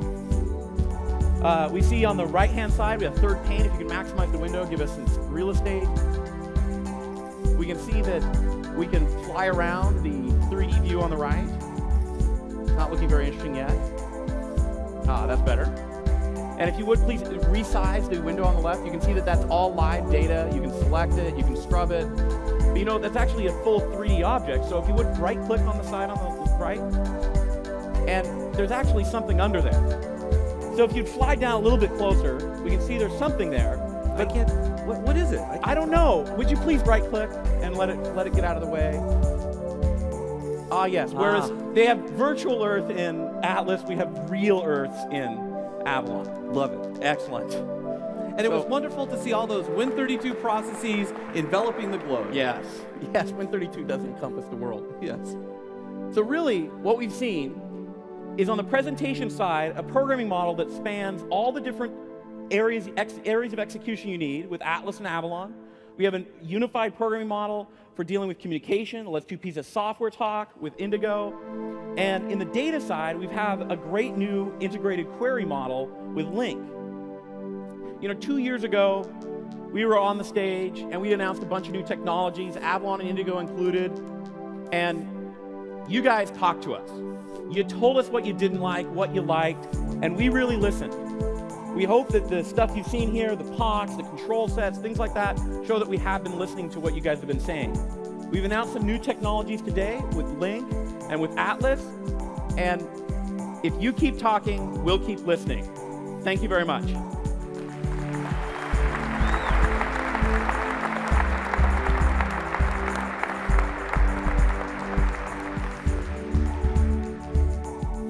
What do you think about the breadth? Incredible, huh? Well, for the last 40 minutes, you've been seeing these guys write some code. How about looking at a real app? A sample app. You know, in order to test out the platform with this much breadth, I really wasn't sure. I'm asked you guys to dog food, but better if we dog food. So a few months ago, I asked a team inside of Microsoft to take this platform and to write a sample app. And that's what they've been doing. Create a sample app, test the platform so you wouldn't have to. I'd like to bring Hillel Cooperman out so he can talk to you about the work that they've done in that team for the sample app. Hello? Thanks, Tim. So when we looked at the, he gave us this job, which we appreciate, we looked at the platform. We said, wow, Avalon do a lot of cool UI. And we said, Indigo or Windows Communication Foundation. We can share data between PCs. And we said, well, what would be a great scenario to actually try and make happen in a real application, real sample app, using that platform? We thought we would let you create visualizations of your photos and share them with other people over the internet. Good sample app. All right, so let's take a look. So we came up with a little code name for it. Call it Max. Here it is. So this is, again, 100% managed. All the UI you're seeing is built in WPF. And in fact, you'll notice, since the app is relatively simple, all it does is let you make a list of photos, visualize them, and share them over the internet. We wanted to put something else on our homepage, so we had a little extra time, and because of the productivity we get from the platform, we were able to put a whole kind of newsreader hardwired to our blog, our team blog, right there on the homepage. So that's kind of cool and a good way to communicate with people who are trying out this app. So let's create and share a list of photos. So from a user perspective, you're getting access to the last 7 folders that got updated or created in my pictures. But what's cool about what's happening under the covers is we're using Avalon's composition features to actually nest views. So you see 1, 2, 3, 4, 5, 6, 7 thumbnail views all embedded in one big thumbnail view. And you can see they're even rendering the images at different sizes. And again, that's thanks to Avalon. So let's click here on these images, and just so we can see them all, let's make it a little bit smaller. And now let's add some from other folders. And again, you'll notice this is 2 instances of our thumbnail view, one here on the left and then one here on the right that shows the actual list we're making. And again, the nice thing is we were able to really reuse the controls that we created here, because this is a kind of a single purpose view where you're just adding and removing from the list. So we wanted to put those little hints on the cursor about whether when you click you'll get an add or a remove. And again, that was super easy to do with the platform. Let's add just a few more.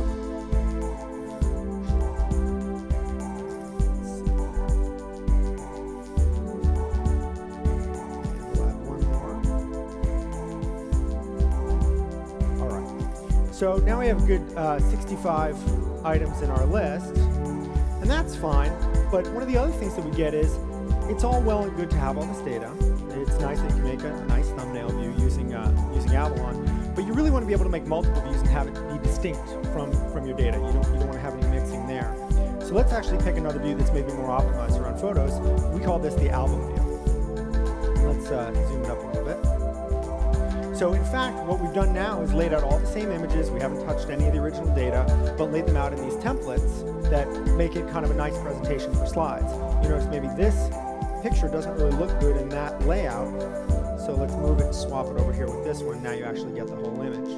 We can rearrange slides, etc. And again, all this functionality is super, super easy for us to do using this great platform. Come on, don't you think this is cool? Moving it around? And it comes from the platform, so you didn't have to do all the work. Yeah, well, the funny thing is, some people sometimes say, hey, you know, that WYSI stuff that seems all well and good, but A, was it hard to do? And the answer, like Jim said, is no. But B, hey, is that something that really you want to have? And you got to be careful to balance it. You don't want it to be gratuitous, but in fact, a lot of this stuff really helps you with usability, where you're going and dragging, you know exactly where the thing's going to end up. And that's actually something that helps in an app, whether it's for consumers or in the enterprise. And that's a lot of feedback we've been getting from folks. All right, so let's get a preview of what that's going to look like on the other end of the wire. So when we go share these images over the internet, this is what the other person is going to see. So let's actually let's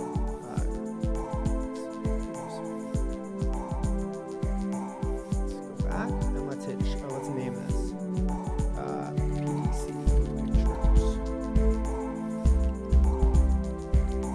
Yeah. Okay. So we'll hit share. And one kind of interesting thing about this screen is we wanted to actually give people a live view of what they were about to share. So you notice again in the upper left-hand corner a mini view of what we just saw. And again, it's super easy for us to reuse all those components and lay them out in multiple pieces of UI just exactly the way we want. So I'm going to type in your email address right here. Hey, check out these pictures. And I'm going to hit share. Now this is when we move on from sort of the Avalon portion of our demo and give you a sense of how we're using the Windows Communication Foundation. So if you'll step over to that machine, what's happening is we really benefit from Indigo in that it lets us, in a really low-cost way, create a secure connection, a secure channel between two PCs to replicate these images over to the other PC over the internet. Let's make sure, Jim, you're up on the screen.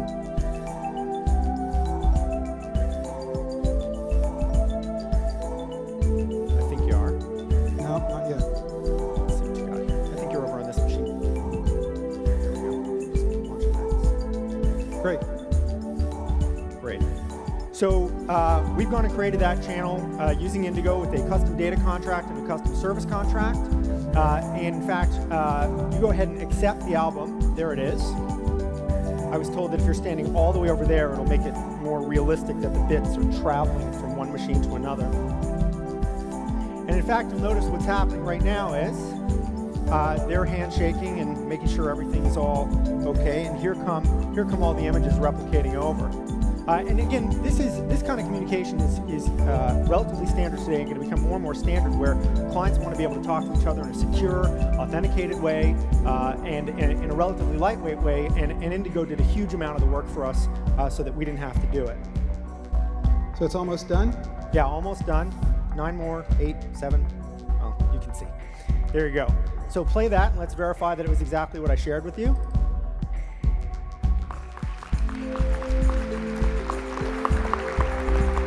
All right, so one more aspect of the app we made that I want to share with you. So the Avalon guys did a great job adding a set of 3D APIs for us. And like Chris Ann said, you can't have an app without using 3D. We wanted to show it in a way that hopefully you'd find super useful. So we added one more view using the 3D APIs. And the nice thing about this is Avalon makes it so that we use we address our 3D objects with the same programming model as the 2D objects. And that makes it really easy to use. So you can actually see the pictures are not only plotted on 3D, but the reflections under them are live 3D reflections, all plotted on a 2D background. And those little transport controls that you saw are another 2D object composited over the 3D objects that are composited over the 2D objects. So again, all made super easy using Avalon. Great, thanks. Sure. So I know I'm getting the hook. 2 quick things. One is we're going to actually have 2 sessions this week, one at 1 o'clock today over in room 150 on a case study on how we did the UI, and then on Thursday at 1 where we delve into the details and show you a bunch of the code. And the litmus test for this was not just to show it to you, but if it was going to be real, you should be able to use it. So you can actually go download it right now at www.microsoft.com/max. Great. Thanks very much. Thanks again.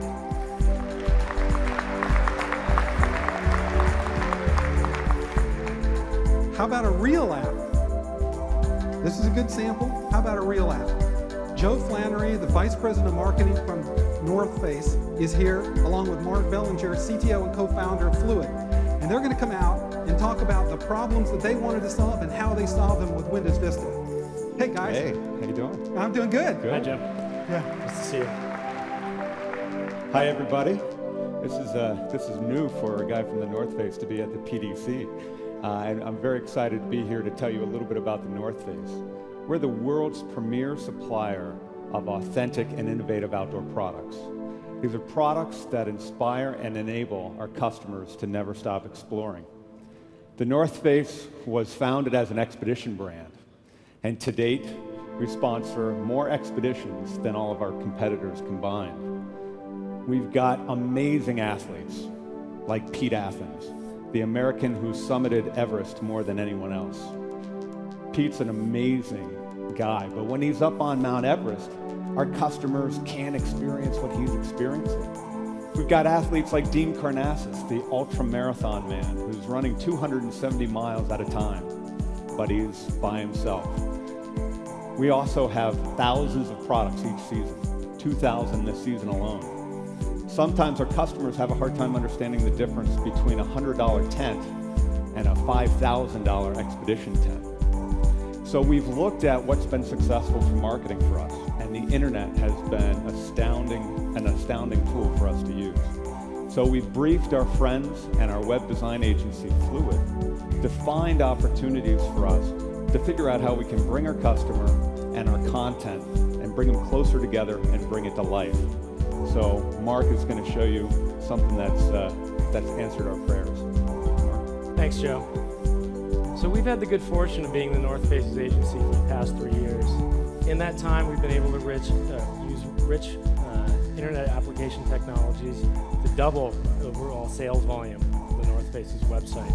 We were able to do that by showcasing all of that wonderful content that Joe was just talking about via rich interaction technologies. A little bit about Fluid. We design and engineer rich user experiences. Accordingly, we partnered with Microsoft to take advantage of the next generation technologies within Windows Vista to realize this project. With Windows Vista, we're making the media app. So what is this thing? It's a proof of concept C# app that's written with also XAML that's completely data-driven. Nothing you're about to see is canned.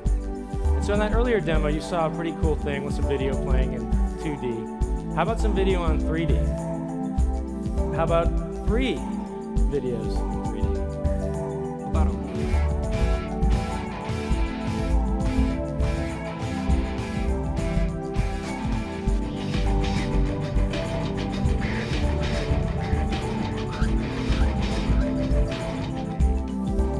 The longest distance I've run is 10 marathons nonstop, which is 262 miles. Run across Death Valley. So as you can see, this is totally dynamic. We find this pretty amazing. This kind of 3D in video is something that's really not very easy for us to develop, especially in web contexts. And before we jump in further, first a confession. Prior to this project, we were web, not Windows app developers. And what we found was an incredibly powerful platform. We're really pleased with the results, and we think you will be too.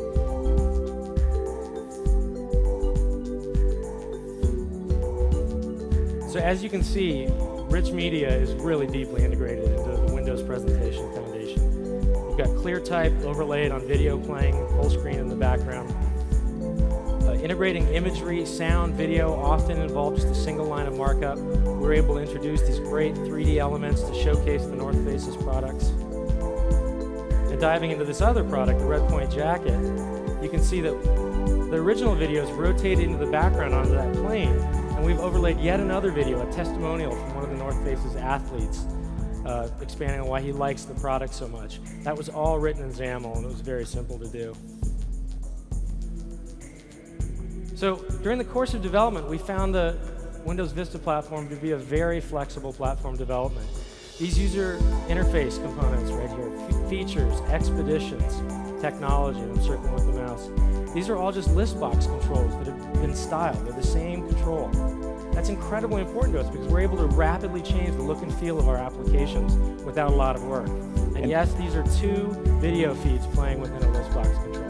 And if you think about the challenge that I just mentioned at the beginning, this is going to allow us to have that interaction with the customer. So they get the validation from an athlete, see amazing product detail, but also see a 3D animation on how the fabric technology works. So, according to what Joe was talking about, this is the product rotation.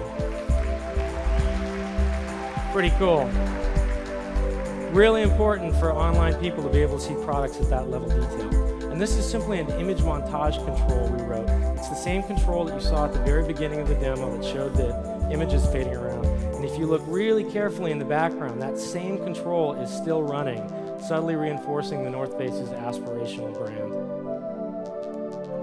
So we're going to have to go soon, but there's one last point I want to leave you with, and it's one of the most important for us, and I think it will be for you too, and that's on developer productivity. Tools that make us highly productive are critical to our success.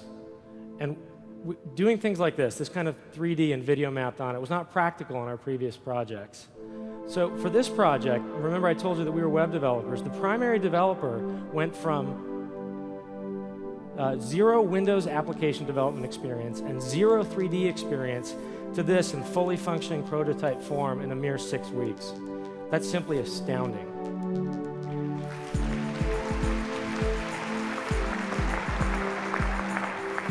And the productivity gains are only going to increase because of the new workflow development, where you have XAML separated for handling the layout, and then logic on this other side. So what you're going to get is that engineers can concentrate on code and let the designers worry about pixel twiddling. These kinds of deeply immersive customer experiences are what customers demand and are critical to success for online retail. Courtesy of Windows Vista, because of the deep media integration, the flexible platform we were able to develop from, and the resulting developer productivity gains that we were able to eke out, we're only going to be moving faster in this space. We see a tremendous opportunity at the North Face, not only online with our website design, but also at the point of sale. With this content and this interaction, we're going to blow away our competition. So, we're sure you guys have some questions. We'll be in the exhibit hall if anyone wants to come by and understand how we built this thing. Before we go, we want to thank the North Face and Joe's team for the inspiration, and Jim and the Microsoft team for providing us with the tools to visualize it. Thank you. Awesome. Thanks. You just saw the future of Vista applications. Once people get a view of this, that's what they're going to demand. We're going to post on MSDN a white paper explaining how this app was written later on today. So, given this, users are going to expect a certain minimum set of capabilities when they have a Windows app. I can't possibly cover all the details. In fact, that's why we're having this conference. You're going to get specific information, very precise about what you should do in order to enable and take full advantage. Now, there's a few things that I do want to highlight to just make sure that you did hear me earlier. It's going to be critical that you make your app run as standard users. We are committed to security. We're going to make that the default. But there's so many other things, like taking advantage of the iFilter interface so that you can pull out the metadata, or taking advantage of the search controls in your app, or configuring your app when you happen to be on battery, or taking advantage of the ability for the system to be in portrait or landscape. All those things are covered in the different sessions here. Okay, this is going to be an amazing release. It hasn't been since 1995, Windows 95, that we've produced an operating system that had features for every audience. In the IT pro space, think about all the work that we're doing in servicing and deployment and security. For the information worker, think of all the search and organization and visualization, or even the simple meeting apps, the experiences that we're going to put in the system. Consumers, all the games that are going to be there, the photos, the music, the video, all that. And it hasn't been since Windows 95 that we've had this rich an API for you. The opportunities listed on this slide are mind-blowing. Analysts forecast that within the first 24 months of Windows Vista shipping, there'll be greater than 475 million new PCs shipped. That's almost 500 million. 500 million PCs. We anticipate 200 million bottom line case that are going to be upgradable. That's opportunity for us together. In addition, it's been a long time since enterprise has really gone through an upgrade cycle. It was really since Y2K, and they're right to go through that transition. In addition, the fact that we're having Vista and Office 12 coming out about the same time will in fact incent enterprises to consider the upgrade now. You saw these demos in terms of the apps. Customers are going to expect that. We're trying to provide the platform for you, but it really is up to you. We think we've got the right platform. Now you need to take it. Build on it. We're going to invest like never before. This is going to be the largest demand generation that we've ever done. We're going to do innovative things that we haven't done before. We've created a $100 million dedicated partner co-marketing program. And the goal is to drive the development of breakthrough apps using features available only on Vista. We're going to be gathering feedback at this conference, and then we're going to finalize how we're going to run this program before the end of the year. If you want to participate, Send mail to winshow@microsoft.com. You'll also hear about it more at this conference. We want to be able to have apps showcased in all the different audiences, whether it be in consumer or enterprise. Another way we can help is to connect you with customers in a friction-free way. Today, how many people really buy software and download it over the internet? Some, but not as many as if we really had the infrastructure in place to do it.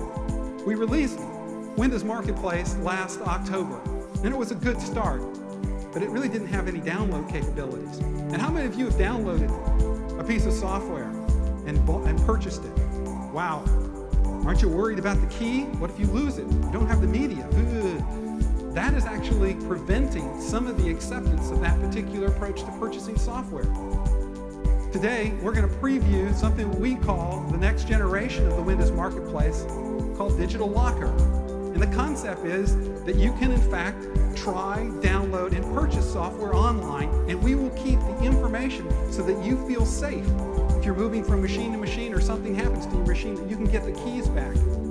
We're doing that through partners today, and you can start using those partners as part of the preview by engaging with Digital River and eCellerate. There's more information at this at windowsmarketplacelabs.com. Now, I think the best way to really explain what I'm talking about here is to show it. So I'd like to invite Dee Dee Walsh out to have a demo of the Digital Locker. Hey, Jim. Hi.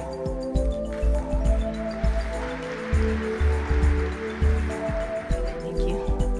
Hi there.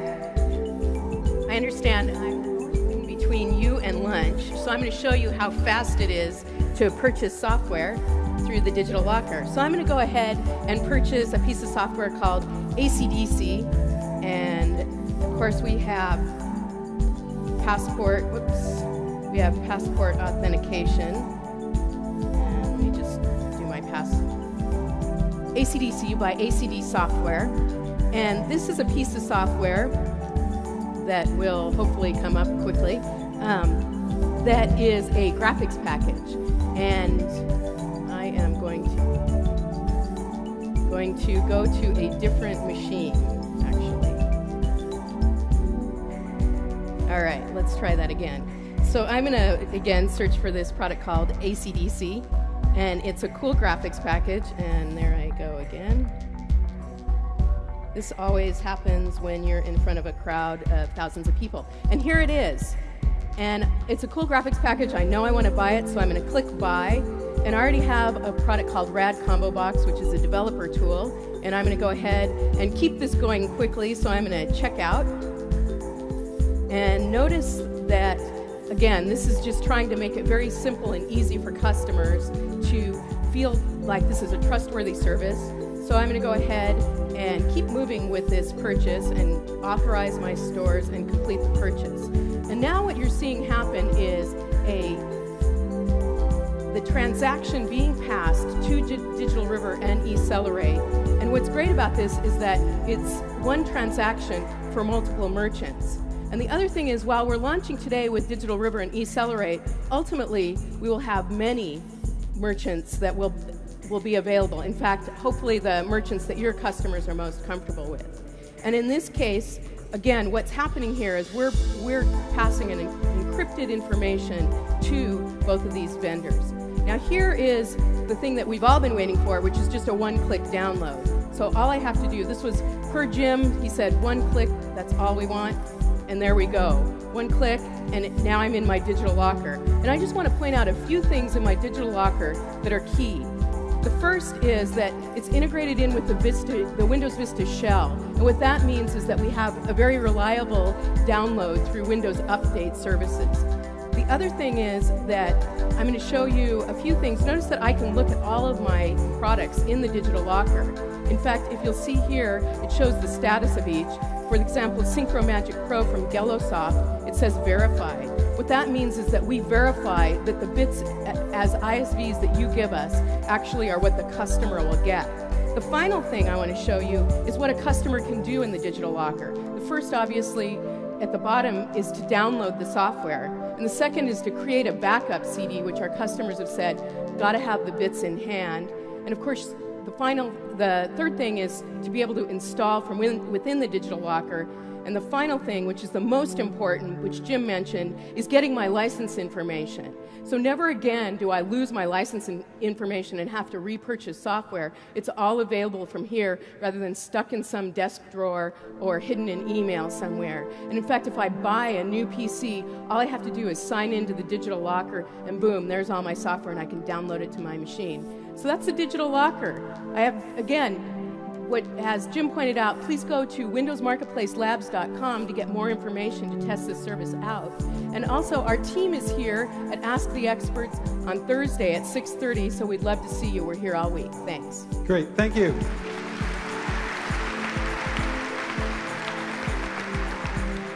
Basically, I'm not going to cover all the things on this slide. Bottom line, we're listening. Keep talking to us.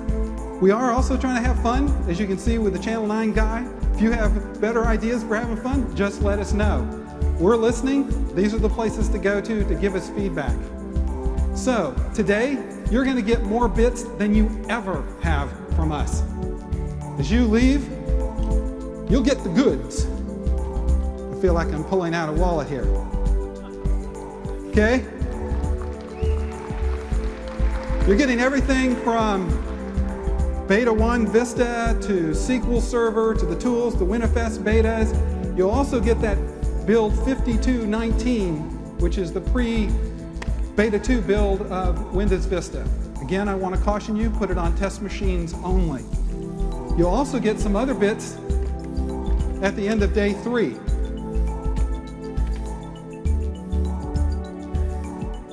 So, during the last 2 hours, which is about what it's been, it's a whirlwind tour through the magic of what we think of as Windows Vista and all the associated tools around it. We're going to make it the most successful launch ever. But there's one thing that we can't do, and that's you. We need your apps. We've created the platform, but we need the apps that are immersive the way customers expect. I want to thank you for your past support of the Windows platform. Sincerely, thank you. And I'm excited to see the kind of apps like you just saw here that you create. Have a great PDC and have a great lunch. Thank you very much.